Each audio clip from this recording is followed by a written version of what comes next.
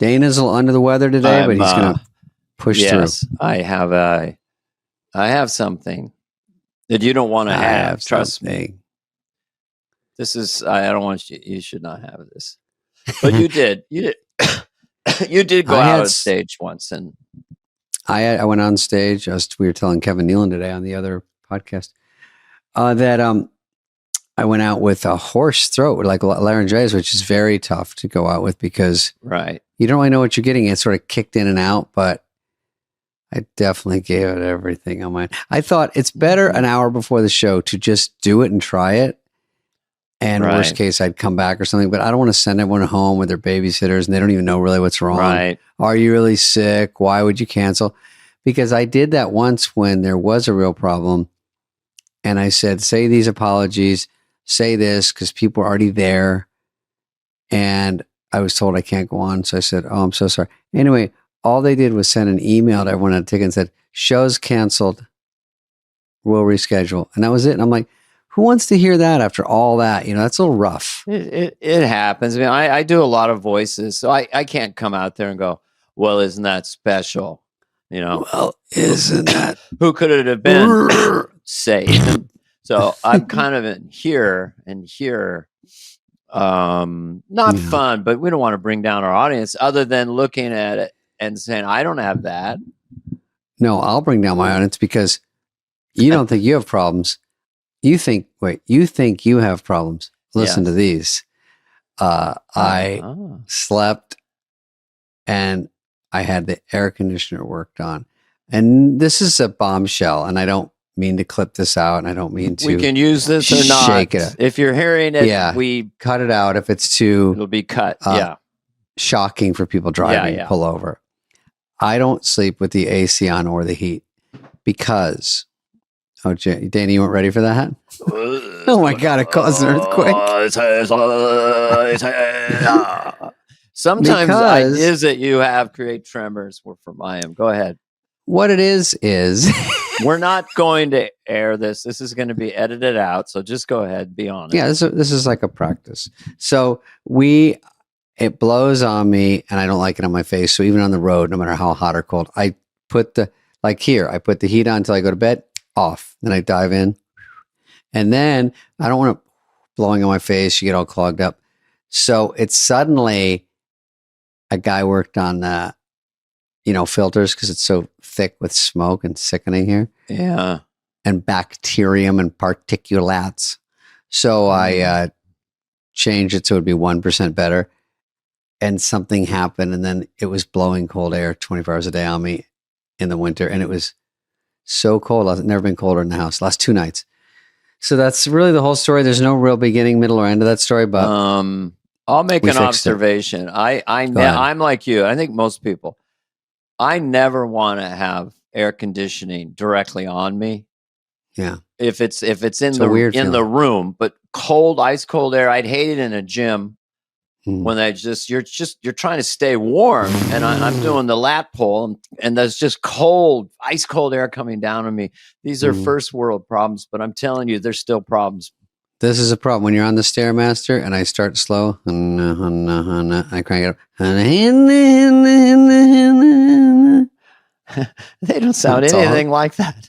That one needs some work. That's a made up sound effect. People at home are like, maybe, I don't know. It sounds like I used to beat the hell out of it. I got married to a Stairmaster. I mean, I used to in New York because I didn't have the time to go run in the park in the middle of winter. I jump on a Stairmaster. Oh, yeah. They should be one of our sponsors still around. 45 minutes at the top, drenched in sweat. Thank you. Oh, yeah. Dennis Miller, who's on Fly on the Wall right now, was saying he would talk to you and you were on the Stairmaster for an hour and you wouldn't even be heavy breathing. I like it. I got addicted to it in high school and junior college. Anaerobic pain, like actually your body's screaming at you to stop and you just keep going anyway. You push through it. And then the high that you get from that is pretty amazing. Yeah. I need some sort of highs in my life. Okay, so I'm going to give you a couple updates, Dana, before we get into the nitty gritty. I'm going to try to keep it at under 50 coughs. Yeah, I don't care. As long as I'm sitting next to you on a plane. Mm-hmm. The reward money for the arson, I did. We threw that out there, right? And people bit on that hook a little too hard because, as I said on last week's show, people are just just straight up asking for money. Two, I sort of saw this coming. Two, hey, here's a video from Instagram of a fire. So here's my banking information. It's Chase Bank. Here's the account number. I'm like, wait, you're just sending me a video of a fire. That doesn't count. So I said in there, to make it a little less of a scam for people and easy, I said, you have to, have the cops come get someone arrested. I'm sure they'll never stay in jail. We're in California, but at least arrested. And then they let them out 5 seconds later. But it's something. Goes in the record maybe. Right. And it's more to keep people's awareness up, eyes peeled, like, hey, do something out there. Like these little fires can go big. And at press time right now, there's a huge one again. Where? Up on the 5 in Castaic, 5,000 acres like that right away there. I'm shooting up there, bus boys tomorrow, and I'm freaking out right now going, oh my God, we have a stunt. We have all this stuff. And I'm like, first problem is it's a horrible situation for everyone in California. Another fire. Secondly, minorly, what do I do? Can we move the date? Can we? I don't know. Anyway, so wait a minute. It's just so it's the grapevine, right? What we call the grapevine in LA. Do you know what does it have? The 15 by Magic Mountain. 14 to the 5. It goes up to 5. Goes up to 5. There's a. But is it kind of close to Magic Mountain or up toward the top of the? It's a little above it. Little above Magic Mountain. Got it. Okay. They're going to shut the 5 down or something. They said. Damn. So we need a fucking rain. I mean, could we just get people? Dude, some sprinkles. Let's just get OnlyFans, all the squirters. Let's get them all. Do something for the fire. Come on, that'll get some press. We get all the top 10 You're just squirters. saying, we know it. We're just desperate. We're just we're grabbing it, whatever you want to call it. But we're just trying to think of something because you're a squirter. we need 2 weeks. You're laying around. How can I help? Here's what you can do. Literally, a week of hard rain. There's no more fire threat. So I mean, they said there might be rain Friday, Saturday, and please God, even if it's a sprinkle, just do something. Anything. It's crazy. So anyway, I will say, thank you out there to all the brave squirters. Okay, so that joke, I sort of milked it till it was over. Give some to the kitty over here. Did you have that in your back pocket? Look at all these. I'm getting the greatest hits here. I think because I'm under the weather, you're entertaining me. I'm unleashed. Your job is to make me laugh, even though I can't laugh because I'll cough. But I love it. But that was great. I got the greatest hits. I got the cat. You got the cat licking the cat licking its paws, and then a little wink. That was milk, good. milk. Give some to the kitty. You aim it over. That's a noise, and then the kitty gets in the eye. Funny, and then he goes, meow, and then he goes, and then he takes his little paw and licks the milk off. When did you first do that exactly? That one I have done before. Probably I've 10 seen years it. ago. I've seen it many times on this spot, but I've just realized it's not now in the rotation enough. I will say that it's a great little piece. It's a great little set piece. It's got noises. It's quick. Yeah. So back to sadness. The sadness is the fire. Now, the other thing was the arson, and it's a little silver lining that a lot of people were like, hey, I saw a guy in my neighborhood. Like, I never would have said anything, but I'm going to let you know. And then I called the police, and then I went out and said something to him, and I filmed him just to get the word out. Like, hey, come on, man, let's do this. Because a little garbage can fire can do anything. It can go to the side of a building. So there was a lot of, I don't want to say the word winners. I want to say there's a lot of people that got involved. A lot of people sent me stuff. And it's hard because they're over on TikTok. Like, how do they get a hold of me? They're just DMing and this and that. So the ones I've seen, and Heather, I sent them to Heather when they seem very real. And we did give money to someone yesterday, $5,000. So there's one gentleman. I mean, it's good in the way that it's a way of giving back, but also just give it physically to someone that did something. So he did something. There was an arrest report. He sent it in. We said, great. There's a cop on the set of Bus Boys. So we said, hey, is this real? He's like, yeah. All good. And there's, I think, 2 more that are looking like it might happen. Yeah, we're waiting for police report. Well, just before you go, what did this person see? This person, Heather, he saw someone lighting a fire. Oh, literally lighting a fire. Oh, he's lighting like egg. He's doing a lot, lighting a bunch of different ones. So I guess the guy called the police, so followed it was him. bald face obvious. Is the point. And then when they found him, He smelled them. he smelled, and he had gasoline on him. So he smelled of gas, had gas, and had previous warrants for arson. So that's his thing. Well, glad they got him. We don't need any arsonists right now. Wait till it rains, and then you can try to light shit on fire. His nickname was Johnny Arson. His Native American friend was called Me Like Fire. Johnny Arson and Ed McFlames. So anyway, so we got that guy, and then there was some more, and then there's a guy that stopped someone on a hike, and he was just saying, the guy was literally lighting stuff. He's like, "Hey man, you can't light stuff." And some people I saw were lighting those candles in a paper bag, or what are they? They float over. It's some sort of.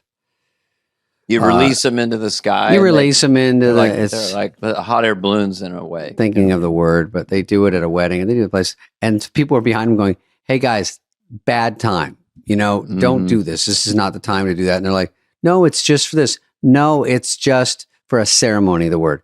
Oh, I'm going to float these up. Then they land in the mountains, and everything catches on fire. So there's two more possibilities. We sort of did a cutoff because there's hundreds coming in. So anyway, that's sort of a positive note. That's great. I won't say the guy's name. I don't think he cares, but I just thought, whatever. He got it. It's real. We have another update, which is Stephen Greer. So Dr. Stephen Greer was on our show that kind of blew up on YouTube. UFOologist, former UFOologist, trauma doctor, says, in the next 3 weeks to a month, and it's been exactly a month. So they did have a reveal the other day, and I think this might be what he's talking about. Okay. So this is, they say, the problem with this and everything in the last 2 years, is it real? You can't freak people out unless you see it in the sky. Okay. And it's shooting lasers or landing and people walking out. Okay. No one's really believing it, or if they believe it, they don't care. So this is a helicopter. This guy is a whistleblower. He runs a helicopter, I think, that takes the UFO 20 feet long, shaped like an egg, and dropping it somewhere. News Nation has independently obtained previously unseen video obtained from a secret UAP craft retrieval program. Which is also this extraordinary footage clearly shows an egg-shaped object dangling that's the tell. in a sling below the belly of a helicopter. The belly. It looks green.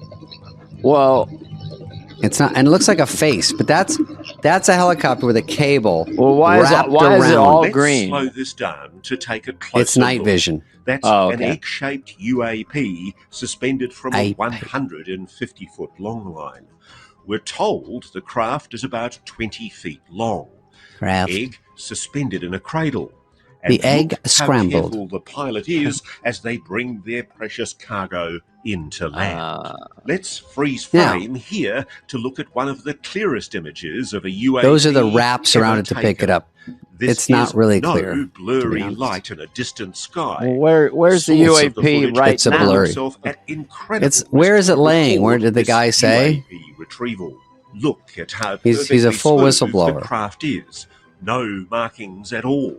And no visible means of propulsion or way to see inside. I think since this, I found out there's little hieroglyphics on it. Graceful as it hits the ground, despite almost being graceful as it lands over easy. Cradle as it's dropped for pickup. All right, it's just a little too dramatic. If it really was an alien craft, you don't have to go and look at the alien craft. You don't have to hype it up. It will be scary enough. A little too silly for me. Doesn't mean it's not true, but it felt. I don't mind hearing words like obtained and extraordinary. Well, I can say that British sports announcers are extraordinarily better than American sports announcers. I'm sorry, but they are incredible. Here they go. The race is surely afoot. Steve P. Fontaine, a sort of athletic beetle. Oh, the chunky American is completely bankrupt. I mean, the language they use is extraordinary. Formula One. Jackie Stewart is coming out. He's slinging shots around Max Verstappen. And now he's got to go. He's got to go now or never. This is his last chance. Jackie Stewart. Nope. Nope. Yes, he's going for it. He's going for it now on the inside, the outside of the zone. So Quite remarkable. quite remarkable. And now, Jackie Stewart, how did you feel about the race? Well, that was it. Extraordinary. Well, I will say this UAP might have been a whistleblower, but it's a start. And I think if they opened the egg hatch, walked out, hello, my baby, I would need something like that. That's what people are wanting. Well, if you've ever seen, you're a little younger than I am. The day the earth stood still, a saucer lands on the White House lawn, and a big giant robot comes out and starts talking. Starts fucking shit up or no? No, but maybe threatening to. And then there was an alien. What are you looking at? Aren't you? Are you? I am Zornor. I am a god. You now will. Can you get a good gander of my balls from down there? We are from the That's what he wants to talk We're about? from the planet Balsaxasia, and we are here to come in peace. So bad. That's all I got. If not, I'll come in my jeans. Mm-hmm. Excuse me, Zazordia. Hey, man, I want to have this guy on our podcast about the universe, this astrophysicist and aliens. We don't know. Do you know that if you hold up a foot-long ruler up above the ground, it's 12 inches, and then you put it down on the ground, it shrinks a half inch? No. It's literally not 12 inches because of sort of mass versus space and space versus time. And that might have to be a two-parter. What I would use in my real life is if I climbed a ladder, would my wiener look bigger? Just so I know if I should buy a ladder for my house. Well, you'd want to have or on the ground a tiny house and a tiny ladder. Like everything around you has to look minuscule. The good thing is to get a ruler that's this long. Then you go, okay, so this is 12. Oh, even 12. Okay. Not bad. Not too shabby. Take that, robot, on the White House lawn. That for you also denotes kind of, what's the thing with the tongue on either side inside the mouth? Oh, yeah. Is that what I do? Yeah. Okay. Yeah, okay. Mm-hmm. Oh, you want to fight? I don't even know I do that. That's funny. I just thought. I was on the road with Catherine and Bobby, and Catherine let me know that I used my hands the whole time, almost like that Gavin Newsom video we showed, which I didn't know. And she said, also, you touch your face maybe 1,000 times. I'm like, no idea. No idea. This is you doing stand-up. When I do stand-up. And I didn't think, really?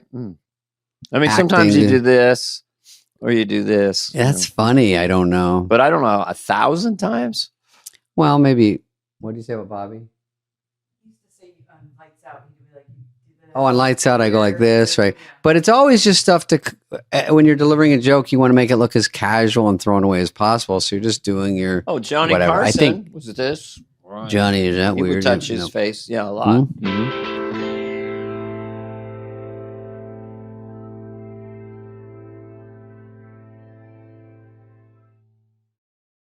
ShipStation, I could talk about this all day because this is everything when you have a chaotic life. This is what you need. Yeah, it's stressful. The holidays, hectic.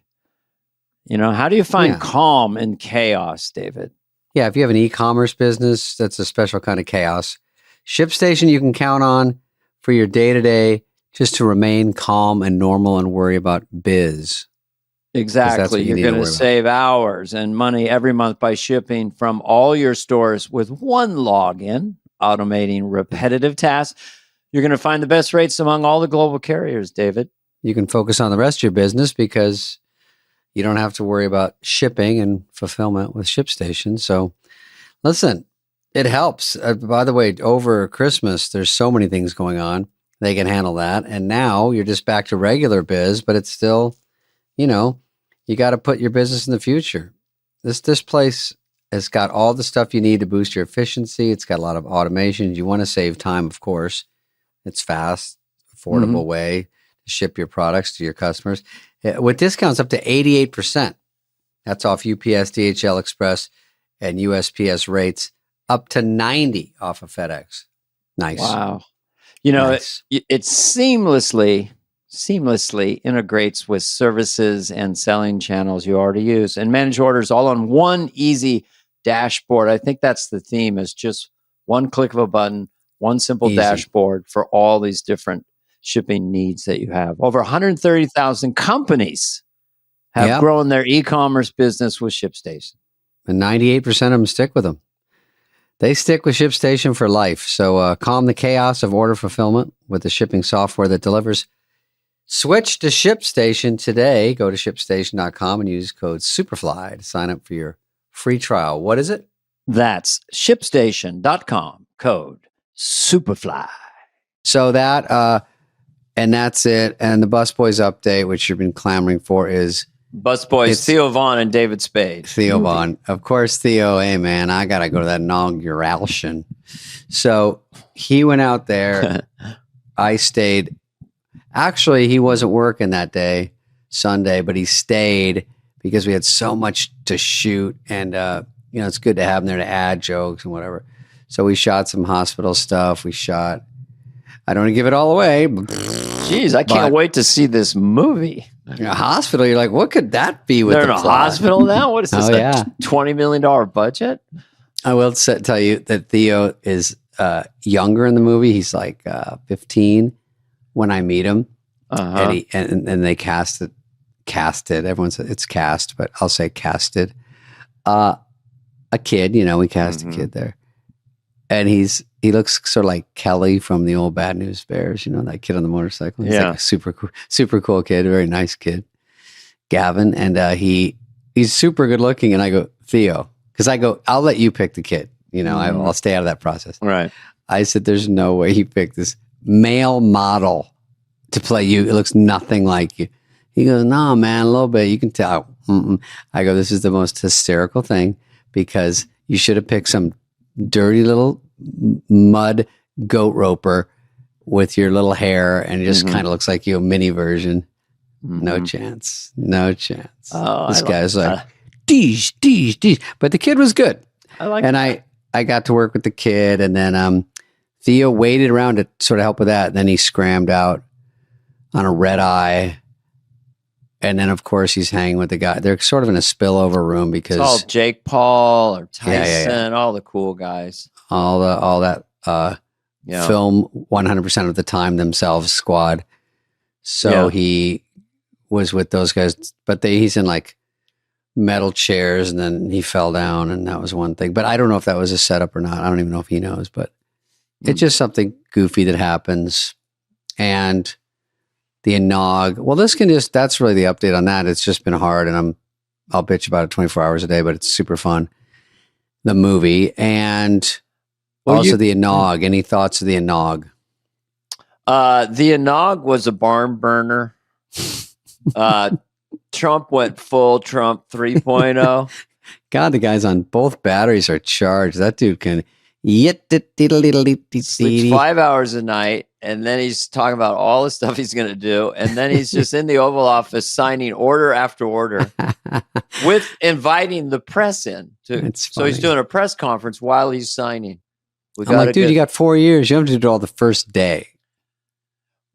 Then he had some woman who was kind of, asking, you're really going to deport all these people. We got to do it. We don't have a choice. So we don't have a country. And then he just keeps signing, And then he holds them up. I like it. I think he should read. Does he read them first? You get a contract. You say you should check it out. I think they did all that ahead of time, I'm guessing, because he's like, what's this one? Guatemala? Oh, yeah, Guatemala. Now called Trumpamala. The border, deregulation. We're going to drill, baby, drill. And, he was just, I'd never seen a human being like that. Now I'm just observing him as a human being. Like, he is 78. I guess he slept 4 hours, had a 20-hour day. I mean, he was doing that. He did all day long. Then he goes to 3 galas, 3 balls. Yeah. Dances, talks. It's like, what? I'm nervous if I have 5 lines in the movie the next day. This guy is going to be present the next day. Doesn't matter if he sleeps or not. Wakes up. Going full blast all day, eating McDonald's, drinking Diet Cokes. And he's got the Diet Coke button in his back. He has a button just for Diet Coke, so he doesn't have to say it all day long. You just push something. I got what? I just want, he's got But button. Also, he is slower now, and he's not running anymore. So now he's like, here's what's going on. He slowed it down, and you were right. Right. He definitely, during the inaugural address, for him, he was very mellow and tame. He's turned sideways a little bit sometimes. I think he's reading Yeah, the those prompter. clear glass prompters, which I don't know if everyone knows. He's got speeches written, but you can't see them. Yeah. It's very weird, Well, very interesting. Everybody invention. uses them, teleprompters that are Right, invisible kind of to the audience. They're unreal. They're kind of invisible. Mhm. And he's like just kind of leaning on, over there. And anything funny? Oh, I saw a photo that was funny about Melania's hat. Yeah, that's funny, right? God, look at her. She looks really sturdy and stiff and like ready to go. Very pretty. I kind of like this look. There was a lot of good looks there. I just give her a lot of credit because that she's making a statement. That's a very potent look.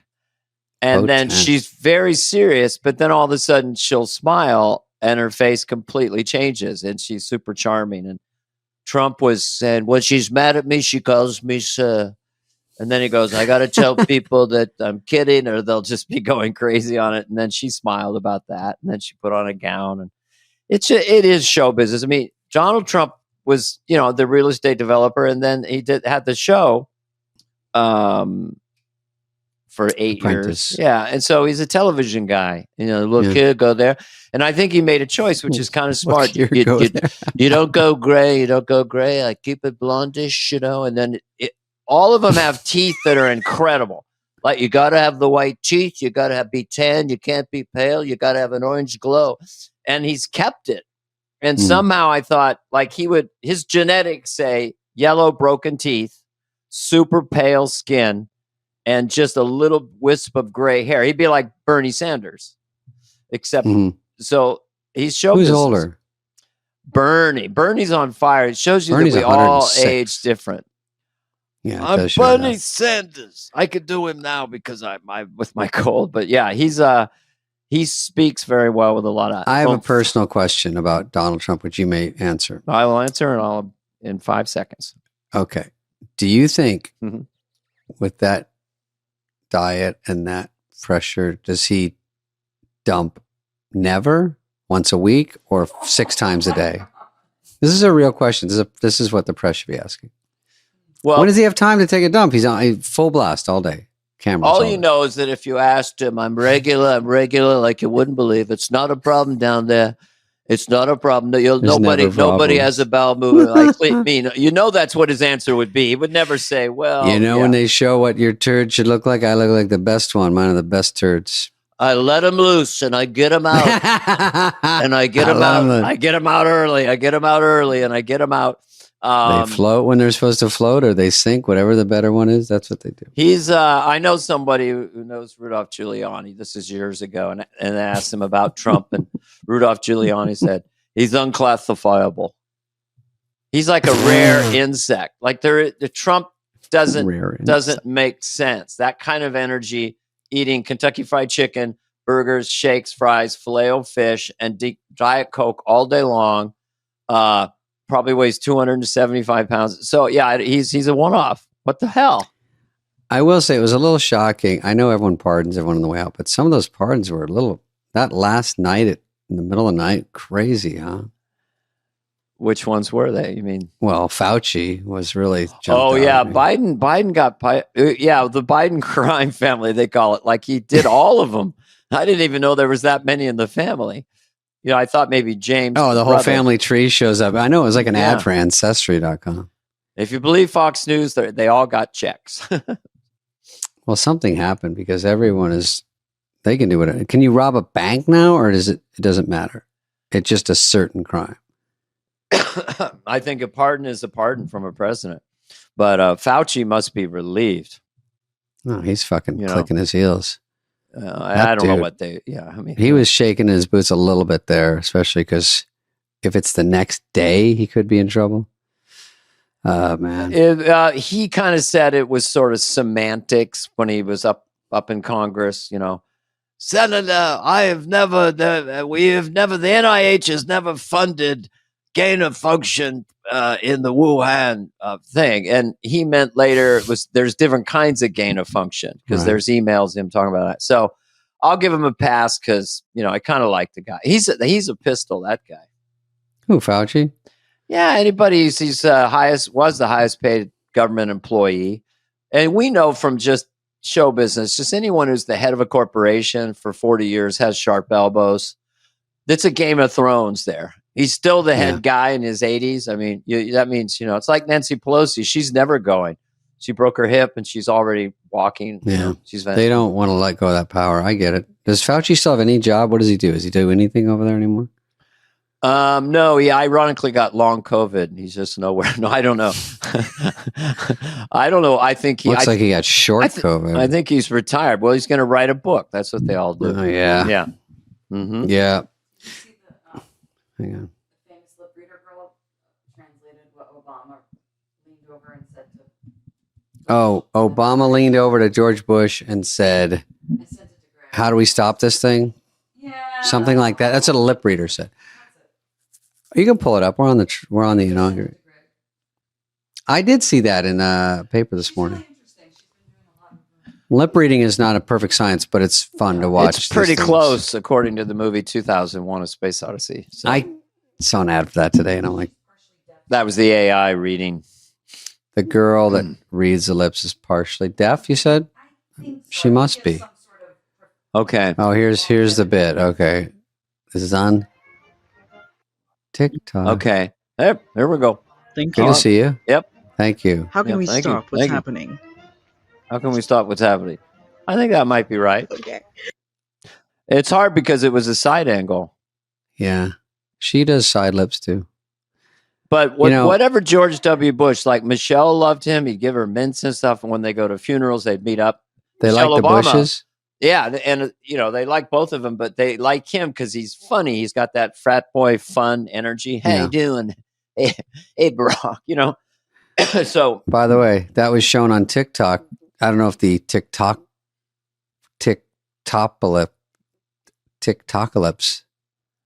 got your way. Not bad. TikTokalypse. Oh, did you hear about it? Didn't Trump reinstate it for now? It shut down for about not even 24 hours, maybe 12 or something. 12, and everyone had a fucking shit fit. Everyone went bazooties. Everyone's like, ugh. I get it. We talked about it last week, but it's back. I don't know how long, but it's back for at least 90 days. So get your TikToks in. Yeah, I mean, for me, I just I kind of feel like I need a break. It's winter. I want to go south. So there's an island off of Cuba. I can't remember the name, but it's in the Gulf of America. Yeah. And yeah. And I'm going down. I'm going to fly down to the Gulf of America and go to this island. Are you going to go to the where do you cross over there? Not the Suez Canal. What's it called? Panama Canal? Panama. Is it called the America Canal? Let's have a presidential scholar as well on our podcast. Oh, yeah. I want to know about executive orders and the power of them for Democrats and Republicans. It seems like there's no Congress. We're going to do this. It's really, like 5,000. The president says so. Mm-hmm. I mean, so I'd love to know where that's going and what does it mean. But yeah. I remember that when I didn't know much about executive orders. They just kept saying, "Oh, Biden can close the border with one executive order," but they're not doing it. They want to vote on it. They want to do a whole rigmarole about it. Is that true? There's a lot of different regulations that Trump put on the border, and Biden rescinded them sincerely. Now Trump wants to put back remain in Mexico. So you come to the border, they arraign you, yada yada yada. But you got to go back and wait in Mexico as opposed to wait in the U.S. And so I guess that's back. I don't know. But where do you wait in the U.S.? Do you wait over the border and somewhere holding, or is it like no? You'll have an arraignment, and then we'll see you later. I don't think they follow you or anything. And then it's the honor system. Yeah. Okay. Let's start looking at stories. Let's see what's going on in the news. Oh, I thought this was good. This was after the big college title game, championship game, and this is the quarterback and the coach being led out, I think, to the trophy ceremony after the game. Okay. Ryan J., you deserve it, brother. Thank you. It's okay. Broken axle. Oh yeah. She can't look at it. It's pretty bad, actually. Wow, you'd think it would bounce off. I thought it was. She wasn't going that fast. Hysterical. So that's like the guy who just won the game, and there's the coaches and some players in there. They're like, you got to walk from here. And it was da-da-da-da, and then Rome. Yeah, and it runs right into a wall. Love it. Why did someone yell, you fucking deserved it? I think they meant you deserve the win. Oh, and before they hit it. Put an F word. Yeah, people are you throwing that F word around. I don't like it. Go ahead. What's the next one? I could play that one. Hmm? You have to go. It's making it worse. You have to go and fish it out. Heather made me put a fucking straw in here, and I'm like, I don't need it. She goes, you do. Actually, you do. And I'm like this.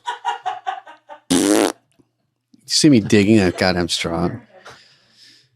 You have a great diet. Heather keeps you, gets you a little green. No, this drink. is a sponsor. Dana, I'm she doesn't need that. I'm observing something. I'd like to make an observation. Great diet because I can't eat because she buried the straw in the bottom. It's in quicksand. Okay, so this is a house. Dana, could you stay in a house for an hour for $5 million?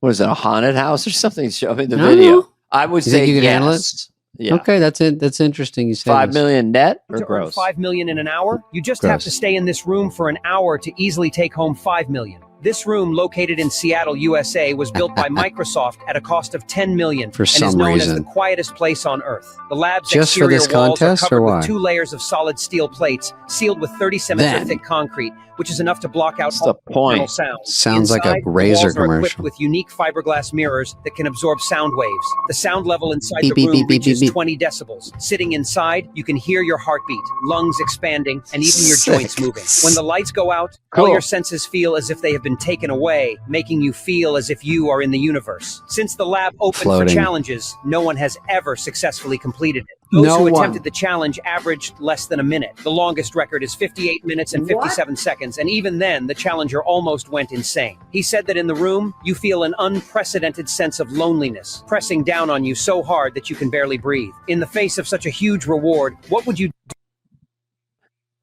Oh. Well, those people are, of course, you stay in the room, and all you do is Dana, he's acting like it's so easy. well, because are you allowed?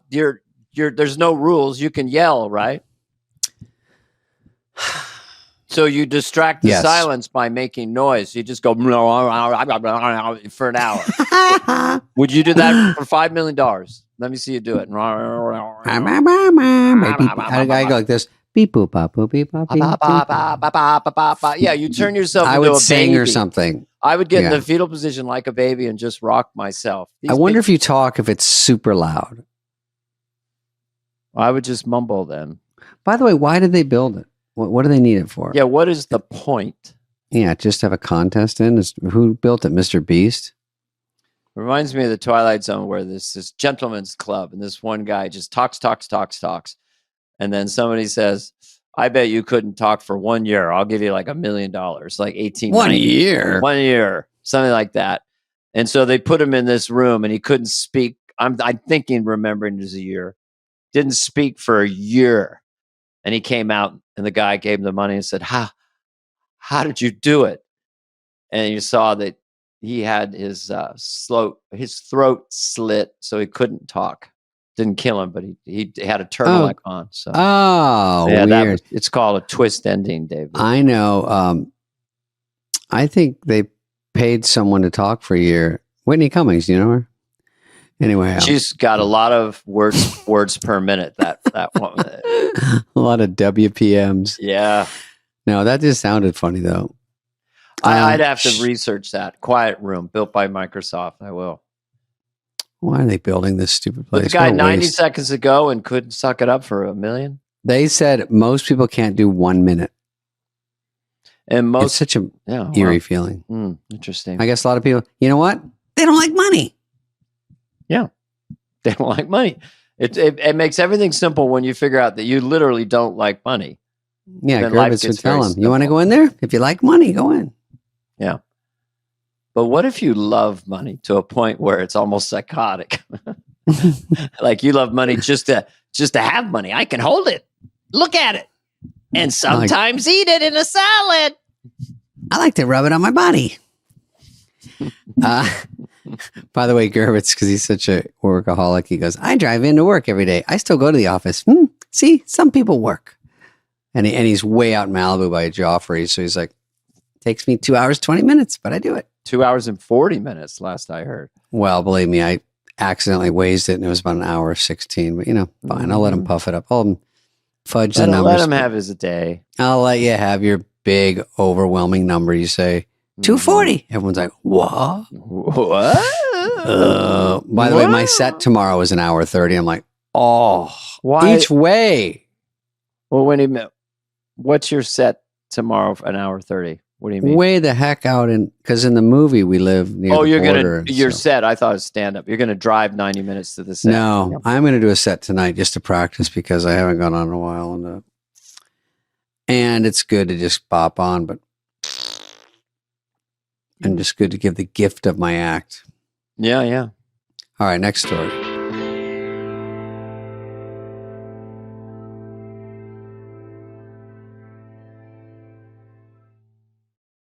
Okay, so you got to follow, tag BetMGM across all your socials. You know this. Are you serious? BetMGM. Yeah, wow. Wow. Wow. That's Christopher Walken reacting to that news. Also, the tagline, the sports book born in Vegas. Wow. Vegas born sports book. They are the sports book born in Vegas. Sports book born in Vegas. Yes, Walken, you got it. I'm talking Walken. The second chance on a first touchdown score. Let me explain. All season. Can I finish one time? All season long. BetMGM's offering you a second chance on your first touchdown bet. When a customer places a wager on the first touchdown score bet, and he does not score first, can I finish one time, but scores second, we will return 100% of their stake back in cash. BetMGM and GameSense remind you to play responsibly. BetMGM and GameSense remind you to gamble responsibly. See BetMGM.com for terms. 21 plus only. This U.S. promotional offer not available in Ontario. Gambling problem, Dana? Call 1-800-GAMBLER. Available in the U.S. For New York, call 877-8-HOPE-NY or text HOPE-NY 467-369. For Arizona, call 1-800-NEXT-STEP. For Massachusetts, 1-800-327-5050. For Iowa, 1-800-BETS-OFF. For Puerto Rico, 1-800-981-0023. Subject to eligibility requirements in partnership with Kansas Crossing Casino and Hotel. An early screening of Mission Impossible: The Final Reckoning reportedly almost caused a heart attack for an audience member. Now, I know what this is. I'll tell you what this is right now. Just hearing that. Okay. Hype. Okay. They have to hype it because I see on the Daily Mail, they must have some deal with Netflix because it goes, this new movie is so scary. 2 people threw up in the theater and everyone's like, oh, I got to see that. I saw the movie and it didn't scare me at all. I thought it was fun and great, but. Right. And people go, oh, this movie, people were walking out, which sounds bad because they were so scared. And people are like, oh, I bet I can handle it. And so you get people. So these kind of early things you hear about a movie, the trailer teases intense action, including submarine and aerial stunts. Well, I mean, listen, we know it's Tom Cruise. I don't want to sound like a hater because I do like these movies. I'll probably go see it. But they're all sort of blurring into the same movie. Like, dun, dun, he runs here really fast. I think this is number 8. Yeah. Yeah. I mean, listen, Fast and Furious, haven't they run out of gas yet? Well, I had to write a new theme for myself because I saw one of these, then I saw the next one, and it was like, dun, dun, dun, dun, dun, dun, dun, dun. Not as good. Not as good. That's like a good Hollywood minute joke. Dun, dun, dun, dun. Not as good. Not the same. All the same. Seen it before. You've seen it once. You'll see it again. We know. No, but they learn from Fast and Furious. Everyone not goes as and good. Seen it before. Isn't great. It's great. He's a bit older. Not much older. I tell you what, I would love to have Tom Cruise on this podcast. I don't do it because it's easy. I do it because it's hard. Because I want to understand how he is sprinting like that? Is it sped up effects? Because I know he swims underwater, hangs off planes, but sprinting at 60 or whatever, it's 62, like they show him sprinting, is pretty extraordinary. So in hard shoes. I bet he sneaks some Skechers on under there. You know, when they do the close-ups. Dun dun dun dun dun dun dun dun. Wear Skechers. Wear Skechers. Dun dun dun dun. I wear Skechers. They look like hard shoes. I wear them. They spray paint them black. But go falsetto for a second for me. Beedaloo. But with something. Dun dun dun dun dun dun. Go dun, ahead. dun. No reason for another Mission Impossible movie. Dun dun dun. dun. There's a No new reason. hot chick in everyone that comes out. You Yeah. will like her. 28. 28. I'm 68. She's 22. She's I'm 22 75. and you're 75. Mm. Too much of an age gap. Too much of an age gap. That's not even the rhythm. Too much. No one mentions she's too young. Mm-mm. It's great, but every woman that I know that has power is going way younger too. So it's not just Hey, a man. two-way thing. street. Hey, Madonna. You get out there. Hey, Bill Belichick. Go. Bill Belichick is great, and I did a podcast with him. He's such a nice, sweet guy. I can see why she's brilliant. The football. Now get in there. Mhm. Between sex, let's huddle up. Dun dun dun dun dun. Give it a Bill Mission Impossible. Belichick 73, likes the young one. 21, heart attack. Too much. Dun, dun, dun, dun, dun, dun. Check with your cardiologist. See if you can take the beating. Used to be pros. Now it's college. Because he coaches college now. Why is that so funny? Because it's just information. It doesn't really even fit that much. It's not a put down. She's like, used to be a pro. Now it's college. Kind Anything's of a funny has if you been, jam. sort of a has been. Used to be pro. Now it's college. But college is not a step down. There's college players because of NIH and all these rules that they stay in college as long as they can. Name, Is image, that likeness. grandpa? No, it's my Gymnast from LSU. Boyfriend. Very pretty young lady. Makes $4 million. Makes $4 million for going to college. He does TikTok if I tell him. What? I see him on TikTok. He's like, hey, Macarena or whatever. I'm like, oh boy. Oh boy. I'm Lambo. starting to like the Trump. Dan, just the I like Trump now. He comes up. just the He puts about as much into it as me in like a fight scene. I'm like this. I can do this. I don't need a stunt man. They're like, you can do I know it's the funniest. Like who would I don't even know what Obama's dance is or Jimmy Carter's was or any of these presidents. all So the girls Trump- want Obama. That's for sure. Rumors of trouble in paradise. I don't repeat rumors, but He came solo. What is the deal? separation, trial separation. Where is she? Time apart. See if it's better for both of them. Trial separation. Trial. Shit. Is Heather laughing or we're just punchy? She's kind of quietly laughing Will to Heather herself. do and- one? Can you hand her a mic? Yeah, Heather, yell one. What theme? Bum bum Obama. bum bum bum bum bum bum. Thank you for bringing back TikTok. It's a joke going around. Oh, he says Obama instead of they're thinking Obama. no, it's fixed like a TikTok. joke. It's like a diss to Trump. It's Oh. like, no, I'm actually thinking President Obama. They skip right over. Oh, they try to say that Obama fixed TikTok because I'm Did you s- sophisticated? A joke within a joke. it's good. It was a good swing, and you don't have a microphone, Obama. so you had a lot going against it. Hmm. But I understand. What was the thing where who's the speaker? Mike Johnson.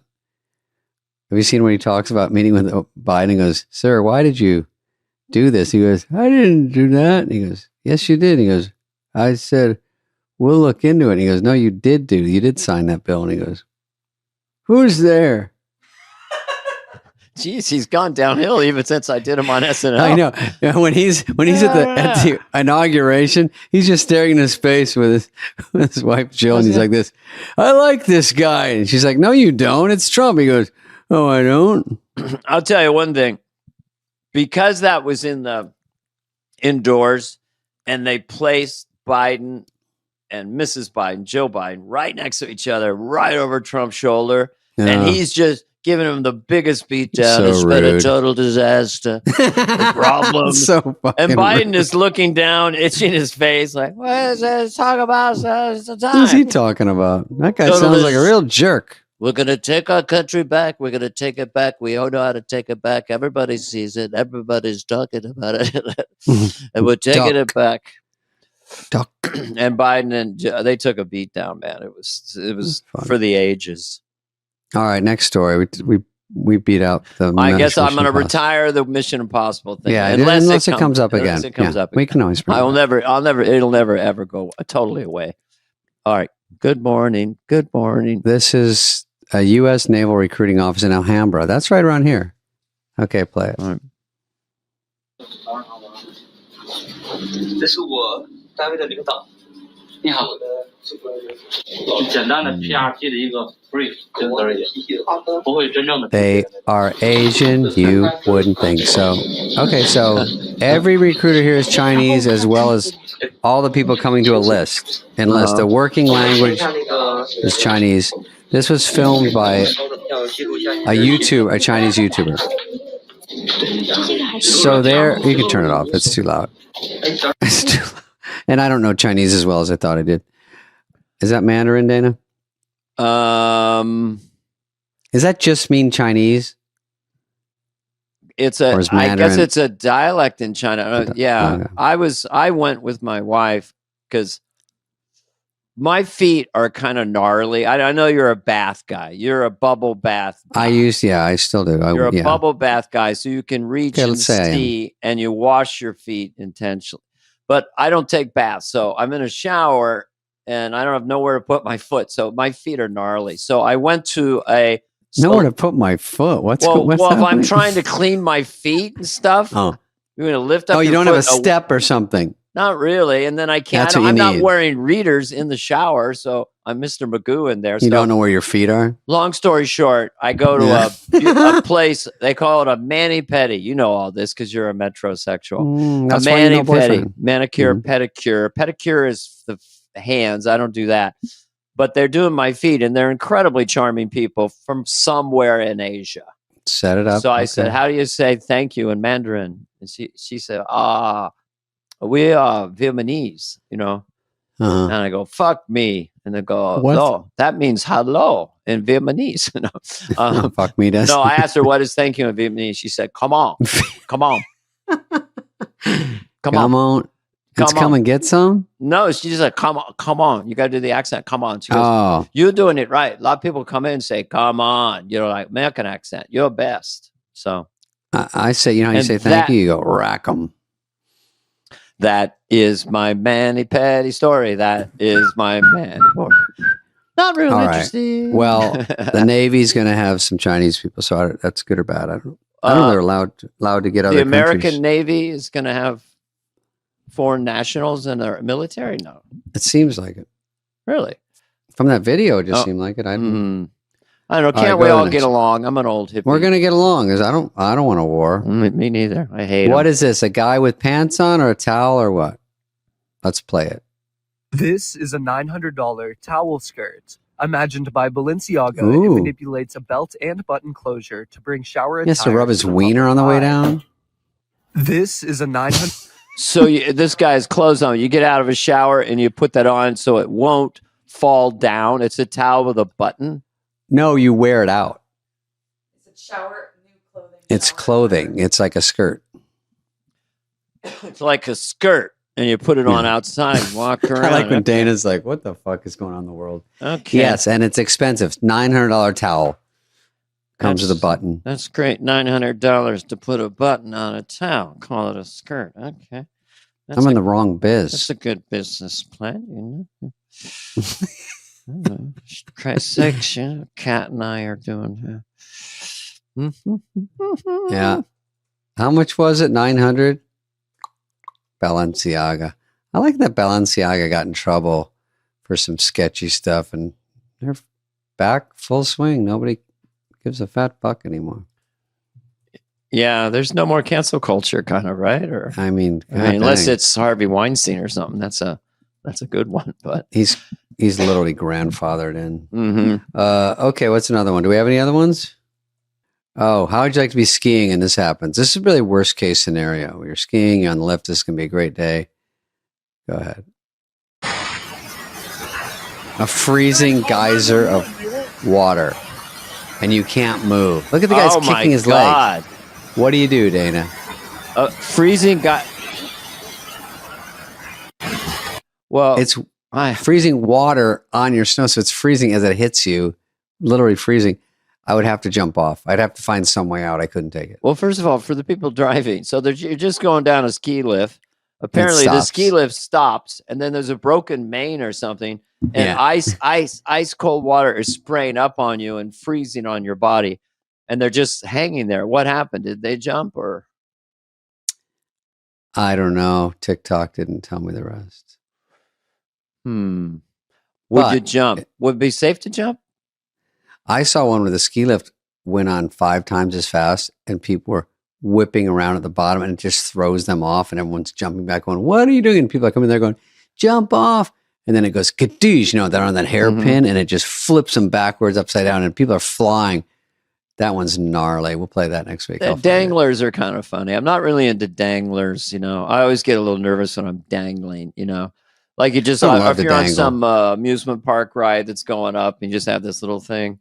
But I would say, have you ever been on a tram and it's like 2,000 feet down?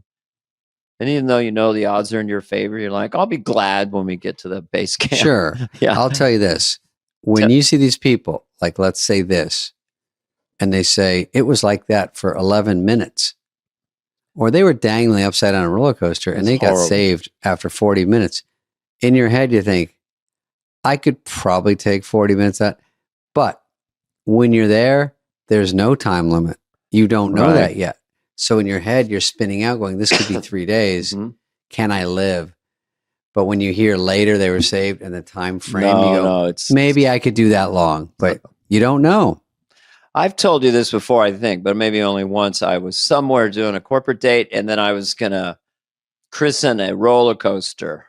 But it was gigantic. It was like Magic Mountain on acid. And I'm watching it upside down and turning and going like a pretzel in the sky, like a 5-mile loop. Sure. And then I'm going, okay, I'll do it. I said, all right, fine. And then they go, the temperature just dropped too much. You can't go. So, of course, to be a hero, I said, are you fucking kidding me? I want on that thing now. But anyway, I didn't have to do this silly thing. You were never getting because if it goes up and then if it freezes upside down, then they've got to get the hook and ladder, and you just it ruins your day. Not a chance in the world I would do that. I'm such a magnanimous puss, dandelion. I could not be upside down on a roll. Well, I'm trying to calm down most of my life. I'm not looking for thrill rides at this point in my existence. I'd rather be on a seaside chateau with a cocktail, looking at the seals play on the beach. My medulla oblongata getting slapped around my head, and my C5. You get enough adrenaline rush from just walking out on a stage and stand up all the time. I get adrenaline from seeing that the fires are contained. They're not even fully contained, the regular ones. Now we get this new mother effer out there. All right, we can wrap up, Dan. Let me see. So hopefully the next Fly on the Wall or podcast, I will not have this disease. You were fine, Dana. No one has any complaints. It's just when you cough a lot over a period of days. It's kind of sore. I'm not complaining. A lot of people have it worse in the world, but it's a little bit uncomfortable. When we get off the air, I'll ask you if you have any extra codeine cough syrup, and then I'll drive up there 3 hours just to get it. It's the one thing I'm allergic to. No, get it anyway. I've got some stocking stuff stuffer. I can take. Yeah, I have stuff I'm taking. For me, it just hasn't kicked in yet. Yeah, that's all. Anyway, don't hide, divide. You know what I'm saying? Don't be tight.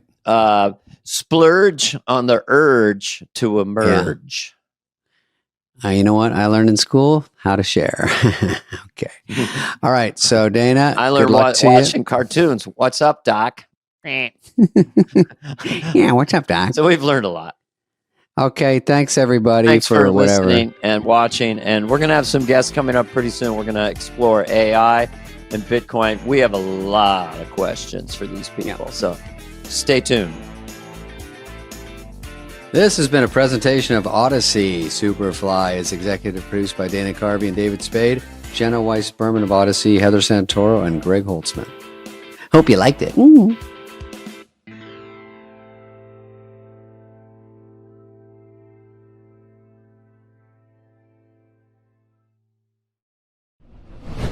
Okay, Vanessa Bayer is today. Vanessa Bayer. What a lovely girl. We had a great time with her. She's an SNL vet from not very long ago. She had a great run. Took off. Like a lot of people, started as a feature, moved up to the main cast, and just created a lot of indelible, wonderful characters.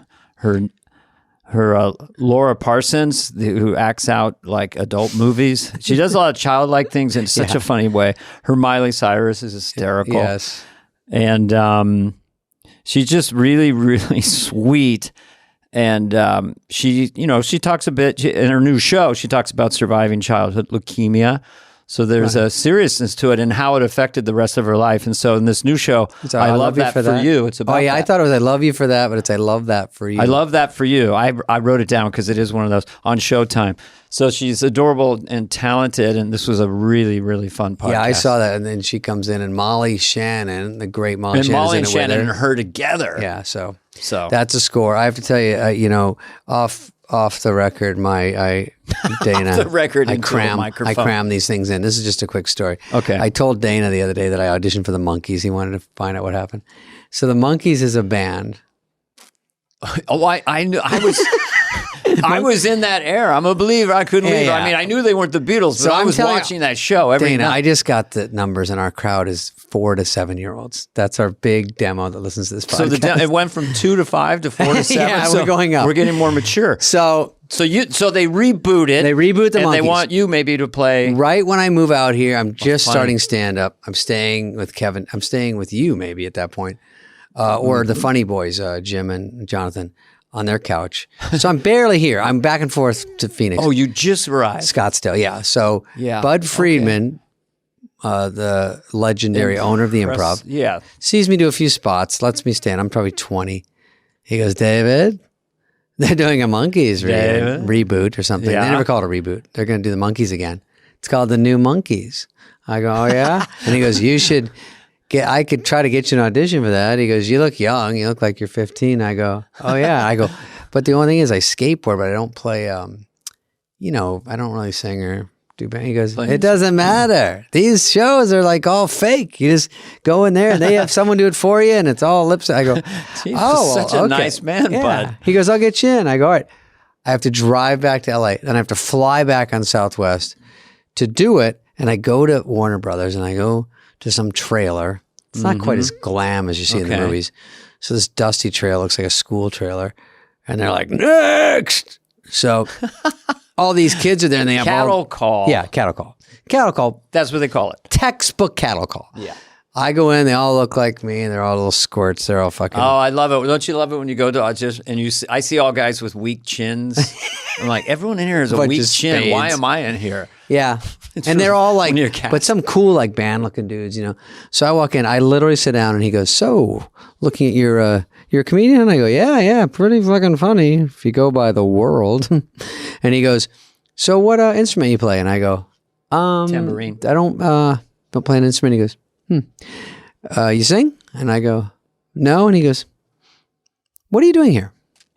And I go, well, and he goes, do you know what this is? I go, it's the Monkees. It's all pretend. And he goes, well, you sing and play good. Well, they learned, the real Monkees learned to play their instruments later. They had such a chip on their shoulder. They learned it and went out and toured and played all the instruments. But the initial, they didn't. Yeah. But of course, I look like the biggest asshole in the world. And he goes, so why would you come in? And I go, I skateboard. And he goes, Well, this isn't the X Games. Well, who gives a fuck?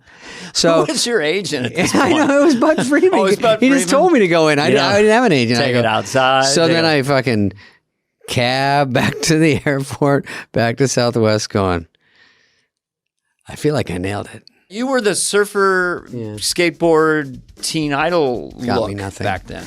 Yeah. Hey, so here we go. Here's Vanessa Bayer.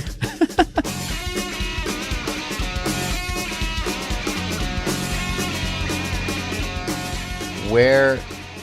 Oh, there she is. Is that her? That's her. Yeah. That I showed up a minute late like a little princess. Jeez, Meg Markle's finally here. Jeez, good Lord. Where's Chuck? Where's the big-eared guy? Oh, here's my microphone. Sorry, Vanessa, I'm new.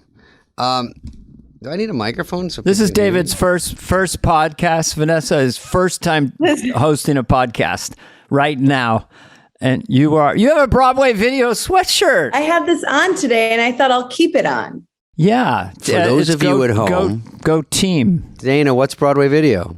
For those of you at home who don't know, Broadway Video is sort of a production company started by a gentleman by the name of Lorne Michaels, a Canadian gentleman, and they sort of do all kinds of activity and television shows. That's all I got. You know, David, when you get your check for Coneheads, if it says Broadway Video, don't be frightened. It's still going to clear. David, Dana, if you're going to interview Vanessa, remember to be very clear. Be very, very brief and be on point. Thanks, Lauren. Call you soon. I really love you. Talk to you later, Lauren. I don't even know what I'm doing. That's all I got. Mic drop. Let's get housekeeping. Do you want me to record on QuickTime? Greg? I haven't heard about QuickTime since I watched little porn clips when I was like 22. I had Quick Chips. Remember Quick Chips from 1962? No. You youngins don't remember. In my day, we had Quick Chips. Vanessa, we're going to let you talk in about a half hour. Just hang tight. Oh, I can't. Whenever. We're really self-involved. We're horrible hosts. I want to tell you guys, I was just on a plane. I'm in New York now. I was just on a red eye. That's not what I had to tell you. That's great but news. I love plane stories. Yeah. So anyway, I slept a little, whatever. But I was thinking about just now, I was like getting ready for this, and I didn't need to tell you at all that I was just on a red eye. That's not part of the story, actually. But I was thinking about how excited I was to do this because I really love both of you so much. And I just want to say, like, Aww. I truly, like, you're two of my favorite, like, comedians and actors. And I just thinking about getting to do this with you and how influential both of you were, like, Thank you. just am so happy to be doing this. Let's end it there. Yeah. I think this is great. So, thank you for having me. We're going to take a quick break now with our sponsor. That's been Vanessa She got Bayer. the cue card we sent her. That's so nice. Right back at you. You know what I thought about you, because it's okay to be nice and sincere in 2022, I think. Because when I thought about you and I hosted the show, I thought, damn, she's like an incredibly nice person. Like, literally, that's kind of, was I mistaken? That's the question. Oh yeah, I mean, I really. Give I it like to the whole people. cast too, but No. but I remember you, Fred. They're all, that cast was great. But anyway, yeah, but no, I hope that I am a nice person, but even if I was like a real nasty monster, I still meant what I said about you guys. That's nice. Now, Vanessa, we have it recorded and it'll be on a tape loop. So we're gonna work that on Instagram. We were Thank wondering you. just quickly, who is the biggest bitch in the show again? I think you were just quickly. Just who did you hate someone on 8H? Yeah. You don't have to say the name, but was there someone you go, man, I hate that fucking person? I mean, No, I'm in kidding. general, Don't you have to- no. She's like, 8 people came to mind. She's like, well, let me whittle this I was going to down. start going through a list for you. No, I wasn't. Yeah. I think you guys had a good little squadron there when you were there. And I think you came on in 2010. Is that right? Yes, that's right. And you had a pretty long run, it says. And someone asked me at TMZ at the airport the other day, literally, they're like, you know, and he goes, is everyone leaving too quickly? I think Pete's been there for 8 years and Kate's been there for 10. I'm like, too quickly. I mean, know. I stayed like 6. I think Farley and Sandler were 5. I go, they go, why did people leave? I go, because it's a mental and physical beating every day. Yeah. I was there for 7, and I think Kate and 80 were there for 10. That's a lot. Cecily's been there for 10. Yes. I mean, Keenan's been there. Keenan was there before 7 years Lorne. old when we were there. Yeah. Keenan predated Lorne. He was there He with grew a up different, in 1971, and there was a whole different, it was called SNL Nights.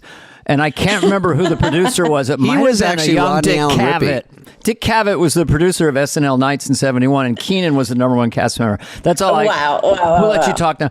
But if we're talking about cast members, it's kind of interesting because it changed a lot for you. I had the same, and then I had the bad boys come in. You know, Spade being one of them, Farley, Sandler, and Rob Schneider. So you started as a feature player, and you had Zeth and Bobby Moynihan, Andy Samberg, Jason Sudeikis, and then Cecily Strong or Cecily? Cecily Strong came. Sorry. Yeah. Cecily, Kate, and 80 came my 3rd year. And I knew 80 from Chicago. Okay. And she was a good friend of mine. So that was incredible. But all of them were so great. And by the way, I have if you look it up, it says I have the record for the woman who was there the longest because I was there 7 seasons, but they were all there. The whole time with you? 10 seasons. So it just hasn't been updated. Yeah, I read that about you, and it said 100. It's not true. 149 episodes in 7 seasons. So that means you had episodes where you went past 20 shows a season. Well, yes, exactly. It was a technicality that I had was the most shows because other women had been there for 7 seasons, but their seasons just weren't as long. Is that Maya? Right. I think it's Maya. Maya. Rudolph I'm going to call you the champion. I don't think I'd be out of place to call you the champion of Saturday Night Live episode quadrants or whatever. Dana, do you know how many shows or years you did, or how many shows actually? I was just shy of 7 years, David. Thank you for asking. We'll be with you in a minute. This is not about me. No, I was as close. There was a strike, so I only ended up with 130 episodes, but it was basically 7 seasons. So yeah. I think that's a good run. 7. What was it? What did anything in specific participate your departure? Since all your bandmates, a lot of them were staying. Yeah. Well, a couple. The main thing was 7 years was the contract, as you know, right? It was probably was it the contract when you were there? No, maybe not. I think it was 5. Yeah. 5. Okay. It was 7 for us. And I just couldn't envision an 8 scam. My 2nd or 3rd year, I think my 3rd season, the pay went up. Ooh. And it was the first time it had gone up since you guys were there. Mm-hmm. So it was wait, without you asking, it went up? It just sort of bumped? I think they realized that, meaning the pay for everybody, that set rate that you get, you get a certain amount your first year. It stayed the same since I think the 90s. And then eventually in 2012, they were maybe we should add to this a little because of inflation. A few pennies. So you had 3 roommates. You couldn't afford an apartment. So then you got down to 2 roommates. Yeah. It was cool. We got paid not well. Vanessa, just on the side note that we all, I think no one has leverage when they get hired because no one's famous. No one has any. Right, you just say, right. I'll sign on the dotted line. And then the last year we got all tough and Farley and Adam and I asked for a raise and we said we were not coming back to the show. Can you believe how crazy we were? And Lauren goes, that's fine. And we go, wait, no, we're not coming back. Show will collapse. He goes, no, I think it'll stay. Have you met Will Ferrell? He's Will was coming in, and I was like, I didn't know he was such a home run hitter, but he's awfully good. We actually backed ourselves into a corner because we didn't know what to do. We were like, wait, are they not going to do anything? And we don't go. I mean, and then I think he talked to Bernie Brillstein. This is how old we are. And Bernie met him in the middle. Santa Claus superstar talent manager. Okay. He just said, give them half of what they want and let's just go. And that's good. It was something. And then those guys left, I guess, got fired. I didn't know Sandler and Farley got fired till a year ago, I think. Really? Yeah. Did you know that? I kind of heard about it, but I didn't really understand what happened. That it could be possible. Yes. But also it was just confusing because it seemed like they were so beloved, but stuff was happening with the network or something. I think they wanted to start over. Like, let's get new people in. I don't know. It seems dumb. I thought they were both doing so well in movies. They just left and it made perfect sense. Yeah. Nothing. Yeah. I don't think anything at SNL, the culture of it would be you're called in and someone tells you, by the way, you can get your things and leave the building. Yeah, I think it's like a game of it's like a cast member telling you, "Oh, I think you're fired." That's true. It's a slow motion thing. It's like SNL. You never quite know what's going on. Maybe it's by design. True. Where's my desk and what am I doing? How did you land on that when you first got there? That's such a good point because it's like they probably don't even know. Like Adam probably doesn't really know exactly because you sort of hear and then it's like through reps and then there's like, yeah. You're right. Rumors, Nobody knows. It's never like, let's have a talk. Can you come to my office? And you're like, oh, Yeah. and he's like, it's just not working out. It's just, with us, it was Marcy Klein or Shoemaker going. Right. Totally. And you'd see people running out of Lauren's office in tears, just grabbing their script. I don't want to leave. I remember Erin Maroney, this girl that worked for Lauren. She used to come down and poke her head in my office and go, "Lauren's really mad at you." And then she'd run off. And I'd go, well, "He isn't mad at me?" But it was so easy to get me going because it made sense. Because he could be mad about anything. They said, Lauren really likes you. And that was scarier. Lauren really he does? Oh. So Vanessa, I'm going to get into some SNL stuff because Dana's obviously. I didn't do my research. No, I actually. I did a little edible.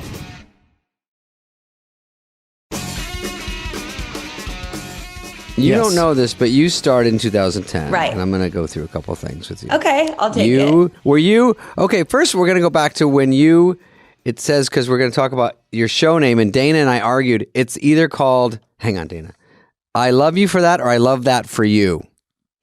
Well. Or wrong. I was going to say, it's I Love That for You. Oh, we both missed it? But it makes sense you'd be confused because it used to, initially it was called Big Deal. And then we changed it to I Love This for You. Right. And then Showtime did like research because they were like, we're not sure that's the phrase. And the more common phrase is I love that for you.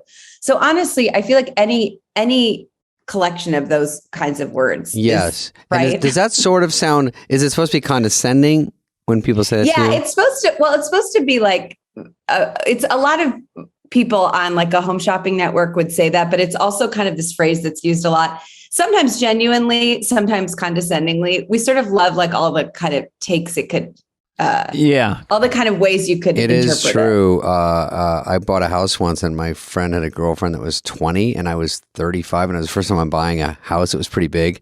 And she looked at it and I go, "Isn't this great?" She goes, "I think it's good for you." And I go, what does that mean? And he told me later she thought it wasn't big enough for her to live in. I go, "This is the biggest house I've ever bought to that point in my life." And I was like, dude, I don't know. But that's how it is. It sounded nice and I walked away feeling crummy and I go, what does that mean? Yeah, it's just got a little twist in it. Right on the edge of being patronizing. Yeah. But in the show, because I watched, it's on Showtime and I watched Showtime and streaming. Oh, and streaming? And streaming through Showtime. Okay. Through Showtime. Like if you get like Hulu with a Showtime accent bump. Yeah. It's not Showtime Plus though. Is there no Showtime Plus? No, there's Paramount Plus. Yeah. There's Paramount Plus. I think there is a Showtime app.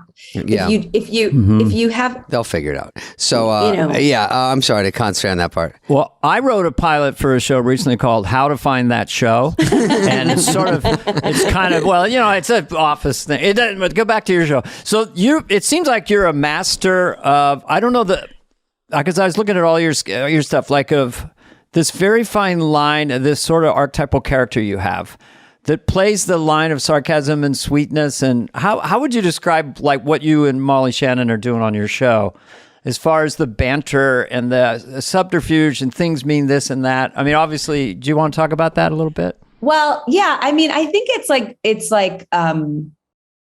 it's the thing of just trying to be,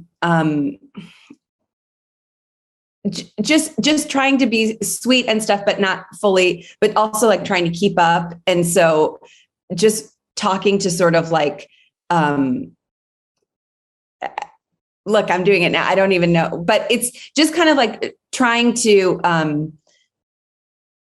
sort of seem like I like this character is like with it and understanding and fits in when really she's just like trying to figure things out. Mm-hmm. Yeah, it seemed to me like it's you have characters, a lot of your characters you're pulling for immediately. You have a very genuine sweetness and authenticity, and you're always smiling and you're always upbeat. Like when they're just little things, they're doing your hair and you're kind of excited. No one gives a shit that you have this new job, and you're like the only one excited at a new job. And everyone has been in that position, or a lot of showbiz people have, and everyone's jaded.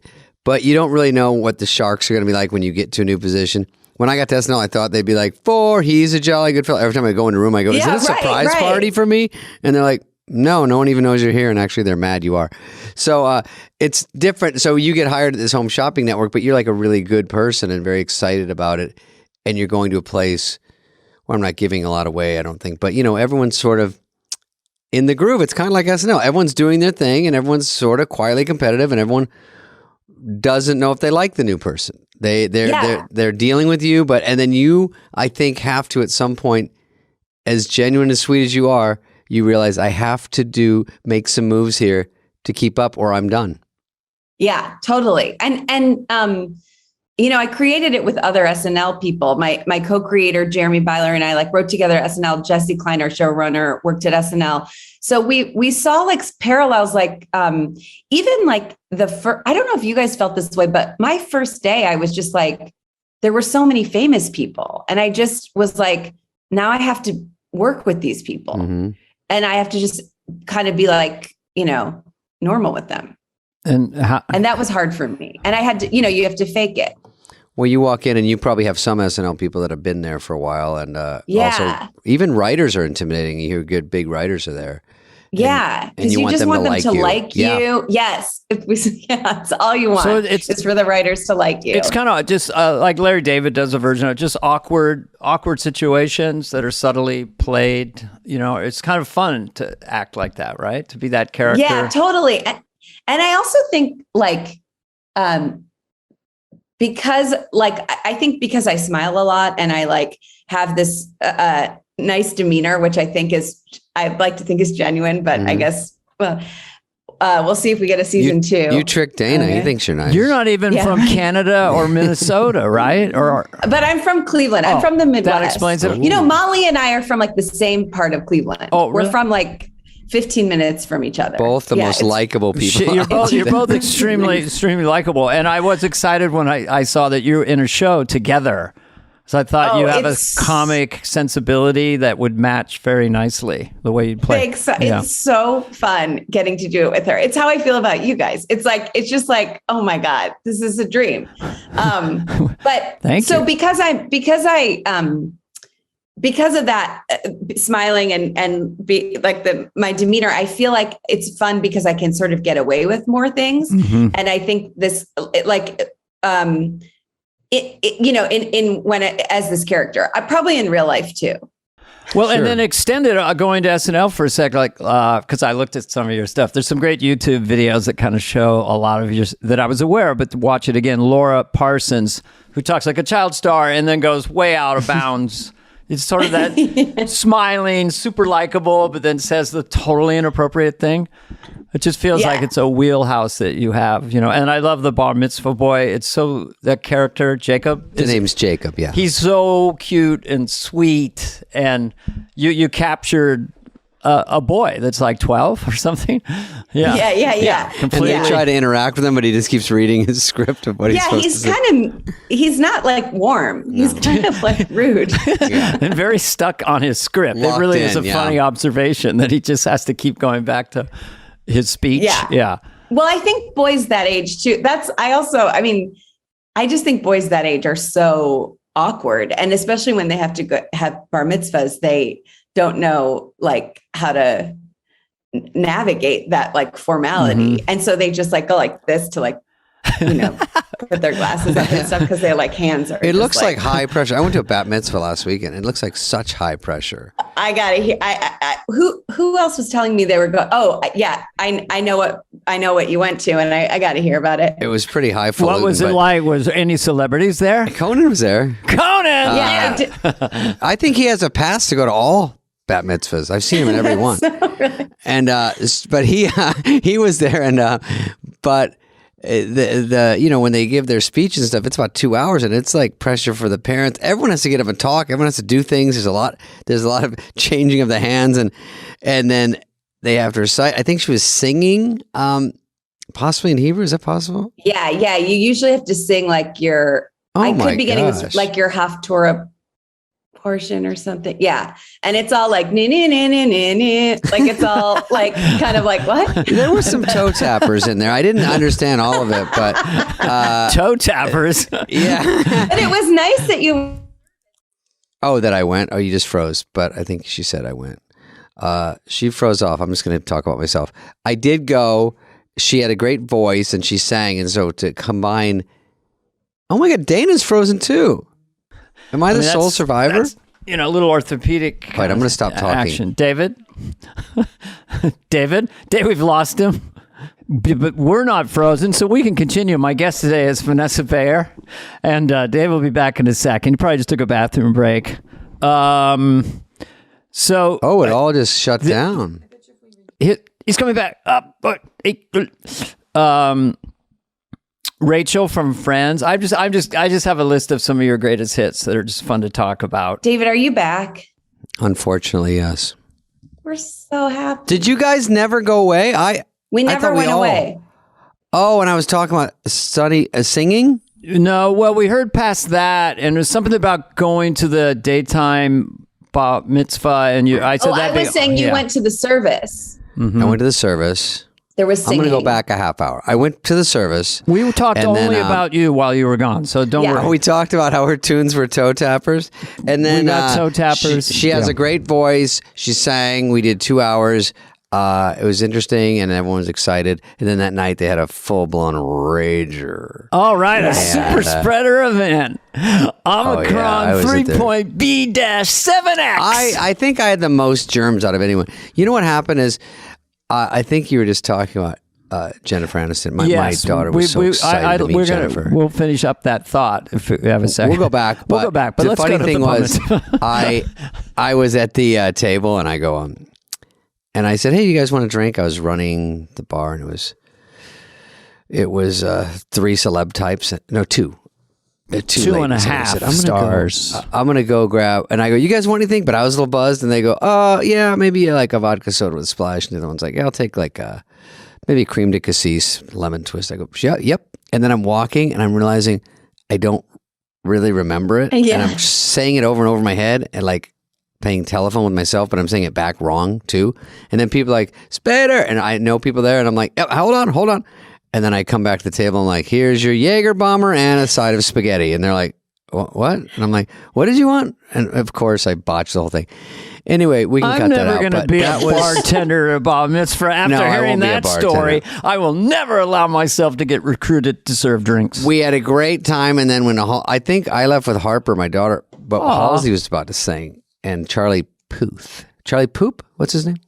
And Chuck Poop. And they sang, and then but the one before that was when I was leaving with my mom, when the other daughter had a rager, and my mom was like, "Oh, my feet are tired." I go, "We can get you out of here." So we've been here like 3 hours. So we're walking out, and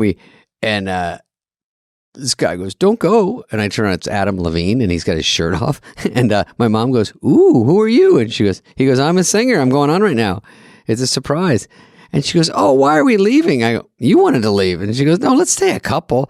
And then I go, she goes, "I got my Skechers on. I'm fine." So we go back in, and then she just is like holding her phone up like every kid there watching Adam. Oh my God. That's so fun. Those must have been the most fun bat mitzvahs of all time. I just hear, yeah. I can't imagine. I mean, it was just like just a fun party, and they all got talk and sing and do everything. But anyway, back to this. So you did you're talking about her I was impression talking of about Aniston, which is a great. very cool impression that Vanessa did. Jennifer Aniston. And, Yeah, I was just saying it was like she was sort of she was considered like a friend of the show, and no one was really doing her. It's true. I was like, I don't think I've seen people do of all obvious huge stars. Yeah, because I think they were like, you have to get it.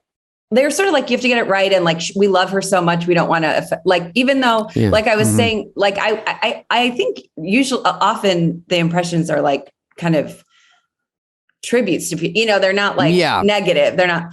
But then I did it on Kimmel, I think, actually. And then I did like Rachel, Jennifer Aniston doing Rachel on Kimmel. And then my next season on SNL, they let me do it like on Weekend Update. And then I did a movie that Jennifer Aniston was in. And that's when I met her. And was she it Office Party? Yes, Office Christmas Party. Oh, yeah. And she was so nice about it. And we were like, she was like, I don't know if it was her or Chris McMillan who does her hair, who's also so fun. One of them was like, it was one of their ideas, I think, maybe, or we were all like, that would be so fun for them to come on, for her to come on as. But did she come on without hosting? Yeah, she came on. It was like the holiday episode, I think, and I did Rachel, and then she like comes on to update, but she wasn't hosting. She wasn't hosting. No, that's even bigger for the audience. They go bananas. Yeah. Did you have? Go ahead. Oh no, I mean nothing. I just have your technique. And did you have a line or a little thing that she did as Rachel? That, that hooked you into that. Well, because I think her going like, like her like thinking. Mm-hmm. And then that's like spot on. And then how she she finishes squints? words. She goes like, "That's right." Like she does her. Yeah. I mean, who am I talking? That's well observed. Those are hard to pick up, but Dana's great at that. That's why he's asking. I'm doing Ross Perot or something. This is a very subtle. I'm not near your. No, but it was just. It's fun. It's just fun to. It's incredible. It's incredibly fun. And now that we're here as Vanessa Bayer impressionists, you're Miley Cyrus were you the first one to sort of break that on SNL? Because that's a really fun. I couldn't believe one of the hosts had like done it in like a sketch or something, but in general, no one was doing her, and I couldn't believe it because she also has such a distinct way of talking. Right. It's a really deep, sort of twangy voice. Yeah. And I think we both have these just like enormous mouths with these big teeth. And she's like, hey, leave me out of this. And I think it just felt like a natural thing to do. So I auditioned with Miley. I had been working on that. Yeah. And I did this thing about like her comparing herself to, not in like a sacrilege, but her comparing herself to Jesus. Like we both have really long hair and stuff like that. And like, we both have like nails in our hair. I don't know. Like it sounds like really bad in poor taste. But let me try. I don't do it, but let me try it. Hi, I'm Miley Cyrus. Oh, that's terrible. You just you always say the name of the person you're doing if you can't do it. To let people know you're doing it. This here's Miley Cyrus. How y'all doing? No, it's awful. That's the thing about impressions. You just have to be bad at first. If you say, I'm consciously going to try to do this person, you have to just wander around by yourself. And do it out loud and be horrible, right? I do Madonna, but it's on the last day of her 160 city tour when she just left Japan and her voice is fried. Holiday, if we took all. I'm Madonna. I saw a video of her and it was the last day of her tour, and I'm like, I think she blew a tweeter or something because her voice was so low at that point. I auditioned with a Madonna and never made it on the show. Yeah. And how did that go? That's a tough one. How did that go, Vanessa? I mean, what was the take? She was doing a roast of Sean Penn, and guys, it's going to be so bad. You're going to just say I'm Madonna and you'll be okay. Hello, I'm Madonna.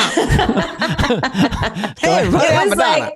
It was like, this is a roast of my husband, Sean Penn.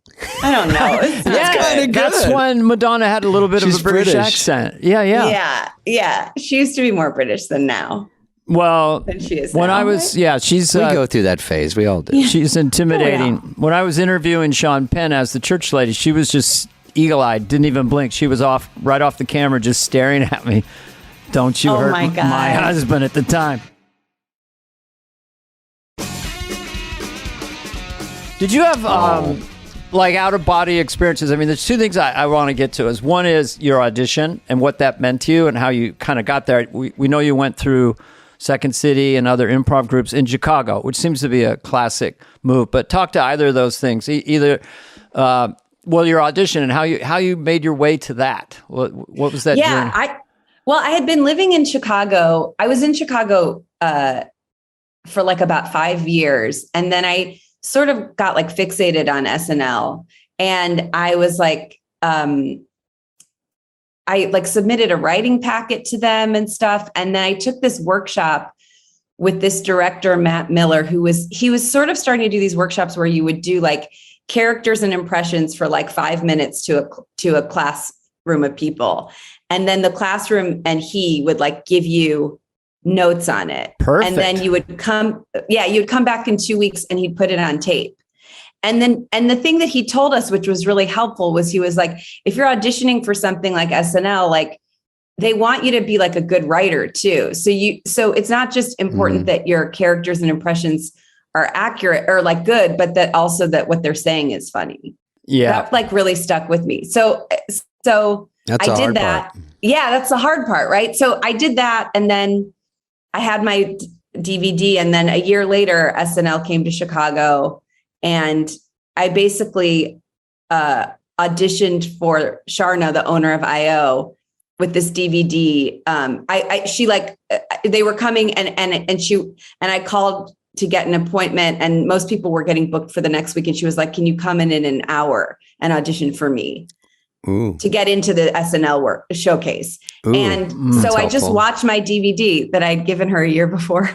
Yeah. And never looked at it, I don't think. But and I watched those characters, and then I came in and I just did them for her, and she put me in the showcase. And then That's you got great. seen at the Improv Olympics by some SNL people. I got seen at IO, and then who was working in talent? Was it Marcy or was it Shoemaker or any of those guys? Marcy was like sort of just Shoemaker left the year before I started, which was so he went sad. to Seth? I just missed him. Yeah, exactly. And down a floor to Seth Meyers. Yeah, I mean, yeah, same floor. Oh, it is same floor. Yeah, same floor, which is crazy, right? Yeah. Yeah. Yeah. So, but Marcy was sort of working more on 30 Rock. And so it was Lindsay Shookus and and Ayala. Oh, I remember Ayala, yeah. Yeah. She's an agent now, yeah. Yeah. She's great. Yeah. And they great. come up to you, are they there or they contact you? How does that even work? So I auditioned and and then they asked, like, I left town right after. I was doing the Del Close Marathon with my improv team from Chicago. And I was supposed to go to New York that weekend to do the Del Close Marathon. And for those who don't know, it's an improv marathon. And he's kind of the legendary improv teacher, Del Close. Yeah. So the showcase at IO the first night ran really long. So they moved me to the second night. They added a second night. Oh. And I missed my Del Close marathon show, which my team fully understood. Why did I bring that up? Oh, but then I went to New York the next day to see my improv team there. And then SNL called and was like, do you want to get drinks with like Lauren and some of the writers and stuff? Oh my God. I know. And I was like, I'm not in Chicago anymore. I went to New York. And I was like, and they were like, it's okay, it's fine, whatever. And then then they called me and said, like, would you like to come to New York in 2 weeks to do the showcase for the camera test is what I mean. Well, that sounds like 2 weeks of hell. As far as nerves, or can we just back up for just a second, really quickly? Yeah. Like how, because I know that people listen to this want to get on Saturday Night Live or be in show business. Like what in God's name made you think you could do this, and how did you end up doing improv in Chicago? And when did you kind of think to yourself, I think I'm actually really good. I'm really funny. I maybe should be. So yeah, it's it feels surreal, so weird to. But it's almost hard for me to talk about this to you guys because you guys are like. We're scared too. I mean, like. Well, we all did the same thing, but we all had probably no confidence, and we all are just trying to just inch to the next thing and just hope, crossing our fingers, something clicks or whatever. Right, yeah, right. It was a fantasy that seemed impossible, really, for the longest time. But then Dennis Miller and friends got on, and it became more reality. But for your journey, I mean, when was the genesis of that? You thinking you might be a funny person in life for a living? It's such a huge thing. Anyone who's ever worked with me, excuse me, knows about the all-female sketch comedy and musical parody troupe I was in college called Bloomers. Okay, so it started in college. Yeah. Okay. Bloomers. It was, well, I didn't start it. It had been around for about 25 years when I started it. Anyway, so I love the name. Yeah. I mean, it's still around. You can still, it's online. Next time you're in Philly. Still no, the show's there. Yeah. The shows are live in Philadelphia, but I do think they have an online presence now because it's, been such a long time since I was there and the internet was like kind of newer. But I did Bloomers and I like loved it. And I was like, I always I was pretty good at school when I was in growing up. Like I was like, if I study really hard, I can get good grades. I'm not saying that I wasn't good at anything else, but I'm just saying like all of my friends were like these incredible athletes and stuff. And I was like, I'll never know what it's like to be good at sports or something like that. Like, I just didn't know what it felt like. And then when I started doing Bloomers, I was like, oh, this feels like I get it. Like, I feel like I understand this. Or you fit in or something. Yeah. Yeah. It felt like this is a world where I can thrive kind of. And then I was like, and I was like, this is what I should do. And I also I've talked a lot about with my show coming out, which is kind of about someone who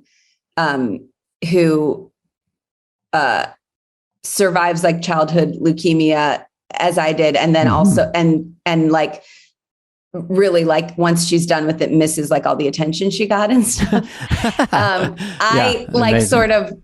I was I would joke about stuff like that with my friends when I was sick. We would joke around a lot. And I was like, I think that actually helped kind of form my sense of humor. And I was like, oh, I should this is the world I want to be in forever. And when you go through something like that, leukemia, and listen, I've caught myself telling people I have it. I get it. But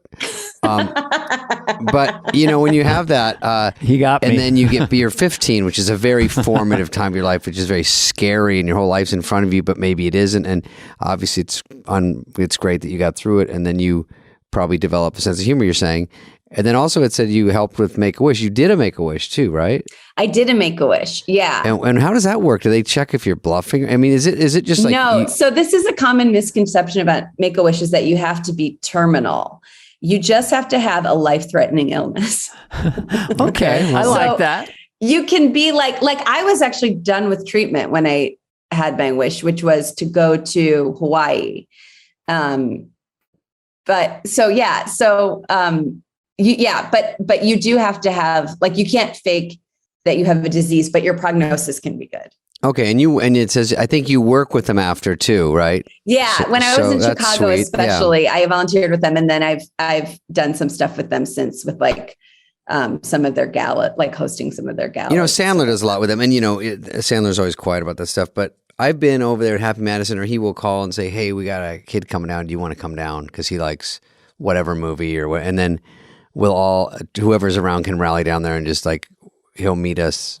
He plays basketball with him. Then we come and we meet him for lunch, and then we all go back to the office. But the kids, he always makes sure they have a good time. So I really think those things are cool, and I think they do a great job. Very it's cool. awesome. And by the way, on this same subject, how to care for a sick bear, which I read today. Oh, and it's beautiful and really emotional because it's such a sweet book. It's for kids to really understand if their friend gets sick, how do they navigate that and react. It's really a sweet children's book. Well, I sort of I wanted to write that because I was like, I noticed like from me being sick, like a lot of times people get like really freaked out when someone is sick and they think like maybe their personality has changed or something. Like it's like you sort of awkward. It's just, especially for kids, it's so scary. But like the lesson that I sort of learned from being sick is like if someone's going through any kind of trauma, like you don't have to assume that they want to be left alone. Like it's good to like reach out to the person. And then if they want to be left alone, they can tell you, but like, it's good. I don't know. And is it good to treat them pretty normally? When I meet these kids and stuff, I try to just goof around and be normal and not make such a production out of the fact they're sick. Just treat them like a normal dude or goof around with them. Or the same thing if you visit Walter Reed and people with shattered legs, same kind of thing. They want you to be kind of up and funny and ask questions. Take their mind off it for a second or something. Yeah. But it's awkward. It's hard to know sometimes what to say to someone who's having struggles. Sure. You know, just. Yeah. It's like, it's really hard for people. And again, I think that's why like I would joke around with my friends a lot when I was sick, not only about like all the perks I was getting, but also about like, I'd be like, you think you're so cool because your hair is real. Cause I was like wearing a wig. I think you're so cool. And they would like be like, great, and then they would like come home from like school and like give me all the gossip, like they realized I was like the same person, but it's like so scary for everyone. But I do think like, that's right. Like everyone's still the same. They just have this thing they're going through. Well, pity is a powerful kind of force. And I, when I had my health issue, blocked arteries and stuff like that, and the doctor had a bad day, but I'm totally fine. But, a lot of what I call the RCA Victor is that the head would tilt to the left like the little dog in the RCA Victor. Aw, are you feeling okay today? I said I either feel perfect or I'm in a hospital. There's no middle ground. There's no in between. Right. So the hangover from you going through this, getting completely healthy, totally rearview mirror, and then probably having, residual people going, "Are you okay, Vanessa? How are you feeling?" And that's not their fault, but it's like you don't want pity. At a given point, you want to go, "I kicked ass. I'm fine." So, I mean, so go ahead, talk to that. I'm just babbling. No, that's true. I mean, it is like, it's interesting because I sort of went from like everybody knowing that I was sick when I was in high school to then being in college where like nobody knew. Mm-hmm. And it was like, fine, but I had to get used to like everyone's treating me like normally. When did you miss it? Which I mostly like. But what's that? Yeah. I was like, well, but can I kind of cut the line here? It's like being famous or something. Well, that's the thing. And then like, I guess I graduated college in 2004 and I got on SNL in 2010. So then I got on SNL. It was like my new leukemia. No one's ever said that on this podcast. That is great. That's a t-shirt. I'm just saying. Lauren says, it'll feel like leukemia for the first few weeks. It'll feel like you have some sort of autoimmune deficiency the first season. It happened to Timmy Meadows. I have a few hard-hitting questions for Vanessa. Okay. Yes. Okay, let's go. This is called I the was hot going seat over section. some of your things. Yeah. And Dana's not brave enough to hit you with these. I like the nice questions. I don't. David, go give her hell. This is called the Spade moment. You coincidentally make out with a lot of guys in your sketches. My God, Adam Driver, the great looking, Ryan Gosling, the biggest stud in America. Oh yeah, I saw the Ryan Gosling one. Yeah, even I think Kristen Stewart, maybe. Hilarious. Chris That's Pratt, so funny. So is that planned or just accidental? And Chris Pratt? Yeah. Oh my God. Yeah, it is planned. But the Adam Driver one I did not write. But the other ones I helped. I kind of co-wrote all the other ones. Hey, guess what? Just a news flash so we can trend. All you have to do right now, only if you want to, is say, who is the best kisser? And it's going to be all over Yahoo News. Oh, that's right. Who is the But best you don't kisser? have to. But that's a classic. I don't have an answer because all of the kisses were different and wonderful in their own ways. You know what's funny? When I was watching those, I'm like going, you when you have to kiss someone sort of crazy. Yeah. It's really not even kissing. You're just like, how do we do this? Mashing. Yeah. It looks nuts, but I don't know if it's sexy. And then you're always wondering, I don't want to get their icy, leathery tongue actually jabbing around. You just never know. Like one time I kissed a girl on an old movie, Dana, and I go, how do you want to do this? I'd never kissed anyone on camera. And she goes, oh, just kiss me like, I'm your girlfriend. Doesn't matter. I don't care anything. Do anything. So I go, okay. And so she came in close and I touched the side of her cheek and kissed her and and they go cut and she looks at the director and she goes, can you tell him not to touch my face? Oh yeah, that you get canceled for that now. That's a bummer because you asked her. It makes I asked her and then I go, is that me? And she didn't even look at me. She just looked at the director and I was like, I'm 1 inch away from her going, I'll do whatever you want. I tried. I don't know what to do. I have a more benign kissing question for Vanessa. Okay. Because this may happen to anybody. Did you kiss anyone on SNL where you just had a little bit of a electricity, just a little bit of like, there's a chemistry, this is nothing illicit or pornographic, just like, this is some sort of physical chemistry with. You don't have to give us their name. I'm going for a general. I'm going for a general. But then give us her name after. I think I sort of like, it's hard because you're like, if you're in a live sketch, it's like really hard to. It would happen during rehearsal, probably. Like a rehearsal or like a pre-tape thing. Yeah. Yeah. I mean, and any of the people we named, I would kiss again. What about Ryan Gosling? Because my sister who's in her 60s, but she's always like, well, you got to admit, Dane, Ryan Gosling. I'm just saying. She always says, well, you got to admit, Dane. Admit what?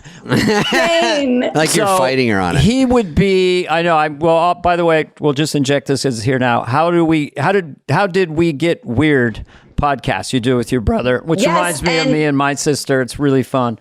Yeah. Oh, that's so nice. Well, I'll just say this, like as we're recording, I'd love to have both of you as guests sometime, and please agree now, and then it'll be. I'm not weird though. I'm going to come on, and I want to talk so weird because I love childhood stuff. I love finding out what people. I usually say what movie or TV show blew their mind. Did they have a bicycle that they liked and a favorite toy? Because those are so great. Yeah, and I was going to save these for the end, but if you want to answer those three now, it'd be fine. Do you have any answers for those?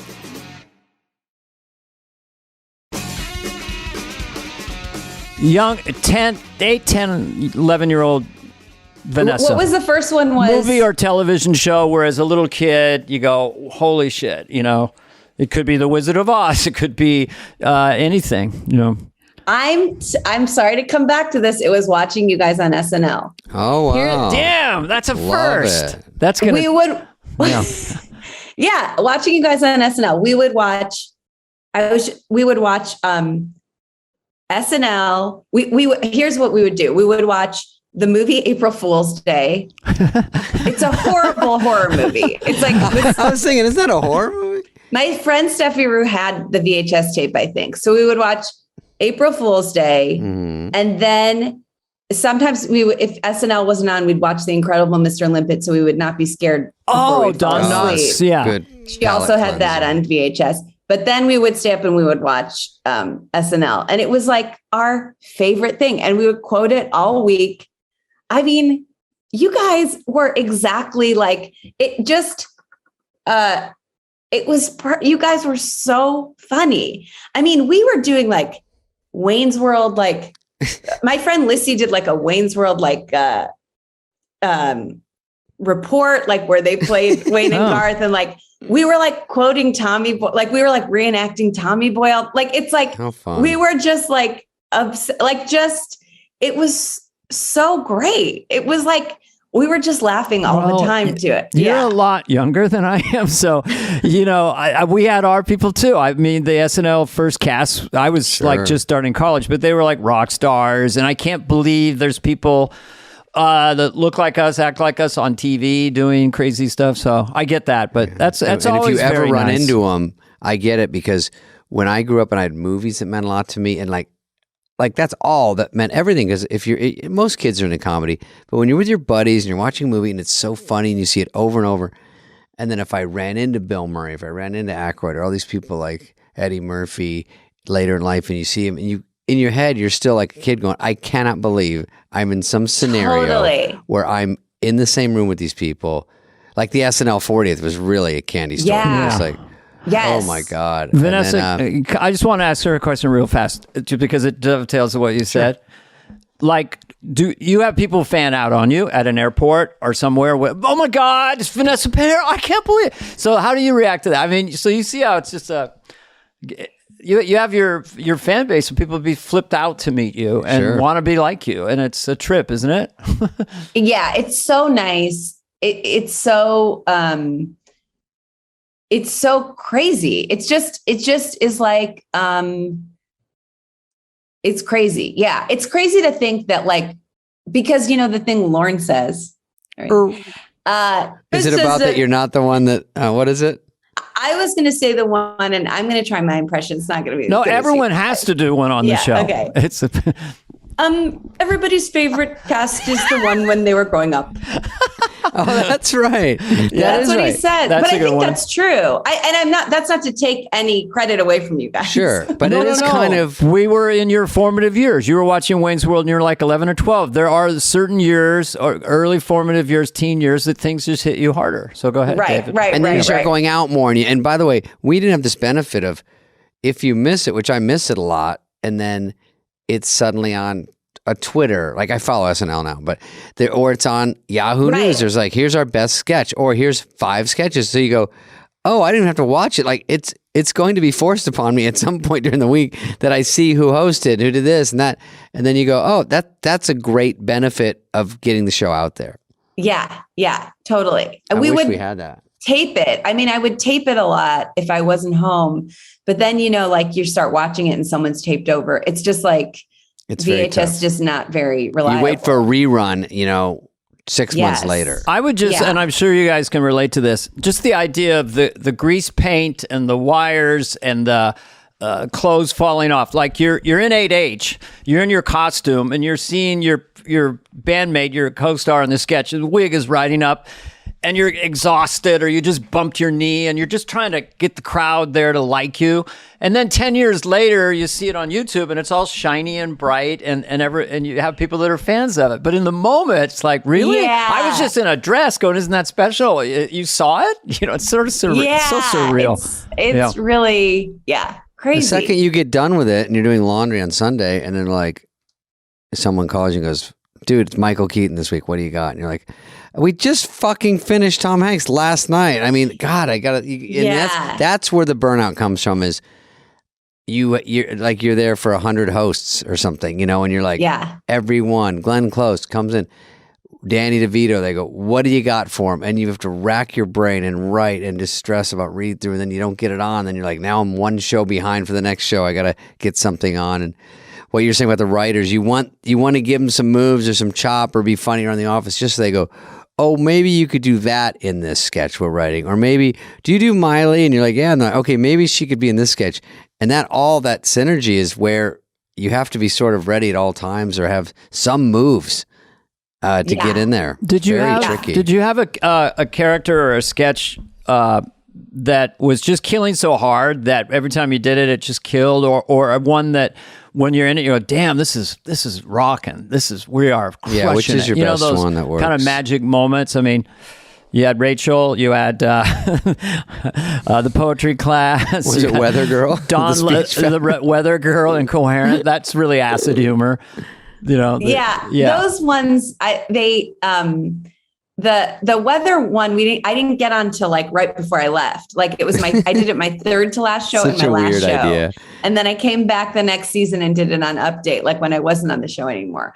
But that one was really felt like it was just so fun. I mean, the Bar Mitzvah Boy too, and Laura Parsons, the child actor, like it was like stuff that I felt like was like really from my life that I felt was so funny. And it felt also really not saying that I was being so funny, but just like the way that kids act when they're in plays and the way that like boys are when they're getting bar mitzvah or being formal. Like it also feels kind of like validating because you're like, I knew that this was like a really funny thing that people do sort of, so.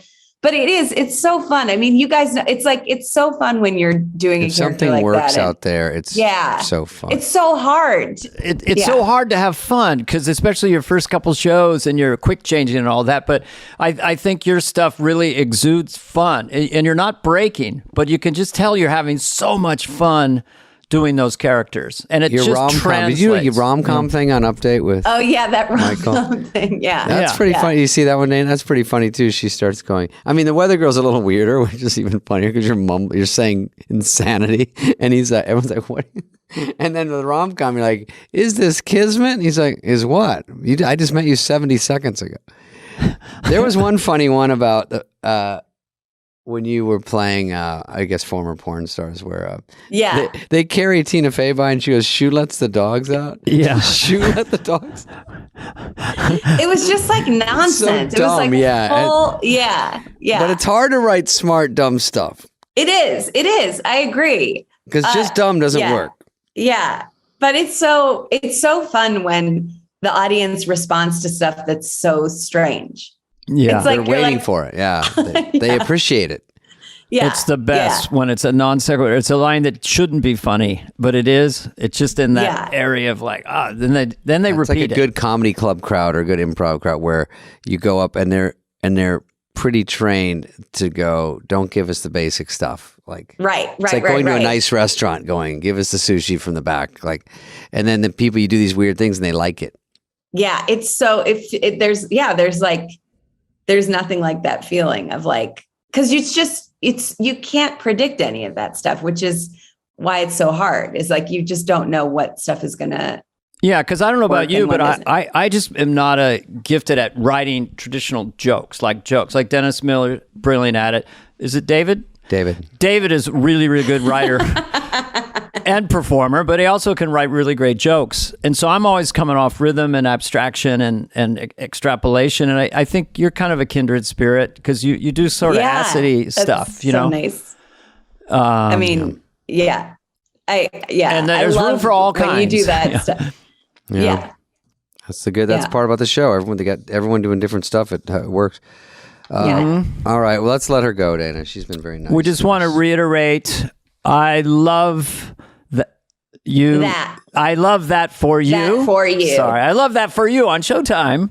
With the lovely Molly, which is so fun to watch. And some of your real life things are in the show. I don't want to give everything away, but it did have a surprise ending. Stay to the end. Stay to the end and you'll see a twist. You'll be hooked. It's like this. It's like M. Night Shyamalan. I smell a big binge. For I love that. I'm just doing Lauren trying to work a thing at first. Stream that thing. Also, How Did We Get Weird? A podcast with your musician brother Jonah. Yes. Who I know you met once. He was at the show when you were there. He loved meeting you so much. I don't think he's met you, David, but no. You'll all meet when he did. Was I nice? Was I nice to him? You were so You were nice. so weird. Oh, good. You were so nice. I love musicians. I like anyone who plays and sings, which you also sing. And you have. I never had that here. I can funny sing, but you can sing. Well, I think I can more funny sing. All right. Well, welcome to Compliment Theater. Bye, Dana. Vanessa mostly bye to Dana and also bye to Vanessa. It's bye, been, you guys. Thank such you so a pleasure. Much. This was so fun. Love to see you at the 50th. See you at the 50th, if not sooner. Okay. Bye-bye. He's done. Okay. Bye. Hey, what's up, flies? What's up, fleas? What's up, people that listen? We want to hear from you and your dumb questions. Questions, ask us anything. Anything you want. You can email us at flyonthewall@cadence13.com. Hey, Dana, David, this is Colin Mack. This is our Q&A session. And Thanks, Colin gets to see me sitting on my knees. What is his question, David? It's called, we start with Big Fan. Thank you. Thank you. I'm wondering what props you may have kept from your SNL days or your movie careers. Thank you. Thank you. Okay. I'll go first. I do keep some stuff. You do. I've seen your house. You have a lot of mementos and memorabilia. Yeah, I have. I have some clothes from Dickie Roberts. Just the outfits for some reason I kept them. I have the Joe Dirt. What was I? Janitor shirt. I have the wig. It was a wig. Everyone's like, "Whoa!" I wish it wasn't. I would grow my hair like that in a second. And then I have, Farley's family gave me his coat from Tommy Boy, which is a big one. Do you have like a diorama in your house, like stuffed people that are wearing these clothes that look like you? No, but we're working on it. Just had to ask. It's going to be scary you, to bump into in the middle of the night. When I stuff you. What, Tommy Boy? You have to jump back in. So you're saying Tommy Boy. Tommy Boy. Tommy Boy jacket from Farley, that checkered one from the poster. And then I have just some little knickknacks. What do you got? I also have SNL stuff? Joe Dirt's wig. Weirdly, I wasn't in the movie. I have Joe Dirt's pubes still. I have the chair and the receptionist spit that you did. And you are? This is weird because it's not weird, but I just said it was weird. I got on SNL, and in those days, I came in with Church Lady as a character, and then they changed the rule, but I owned it, quote unquote. So I had a copy of the Church Lady dress made and wig, just in case I ever wanted to do something. Take on the road. So I have the Church Lady's dress and wig and glasses. And maybe twice a year I wear it for a day. You could run a superhero movie where you go into a phone booth and come out as Church Lady. Superfly. You walk in. I wish the Church Lady was here to fix this. You go, hang on. You go in there. Wow. They're like, oh my God, Church Lady. Well, the Church Lady is funny to me because it's condescension and being patronizing and passive aggressive is a funny attitude. So she would say, well, we kept the dress. We want to be the lady, but we're not. Just a fun rhythm. I do like you can get your voice give me like some that. lady. No, you well. Well.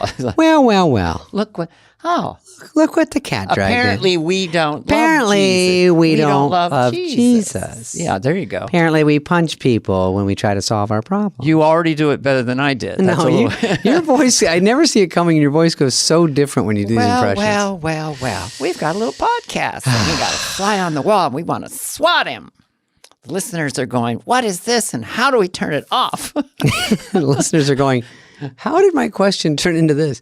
But how that's come what happens not a kill here. Switch? You ask a question, get fucked. All right, thanks. Thanks, Colin Mack. This has been a podcast presentation of Cadence 13. Please listen, then rate, review, and follow all episodes. Available now for free wherever you get your podcast. No joke, folks. Fly on the Wall has been a presentation of Cadence 13, executive produced by Dana Carvey and David Spade, Chris Corcoran of Cadence 13, and Charlie Finan of Brillstein Entertainment. The show's lead producer is Greg Holtzman with production and engineering support from Serena Regan and Chris Basil of Cadence 13.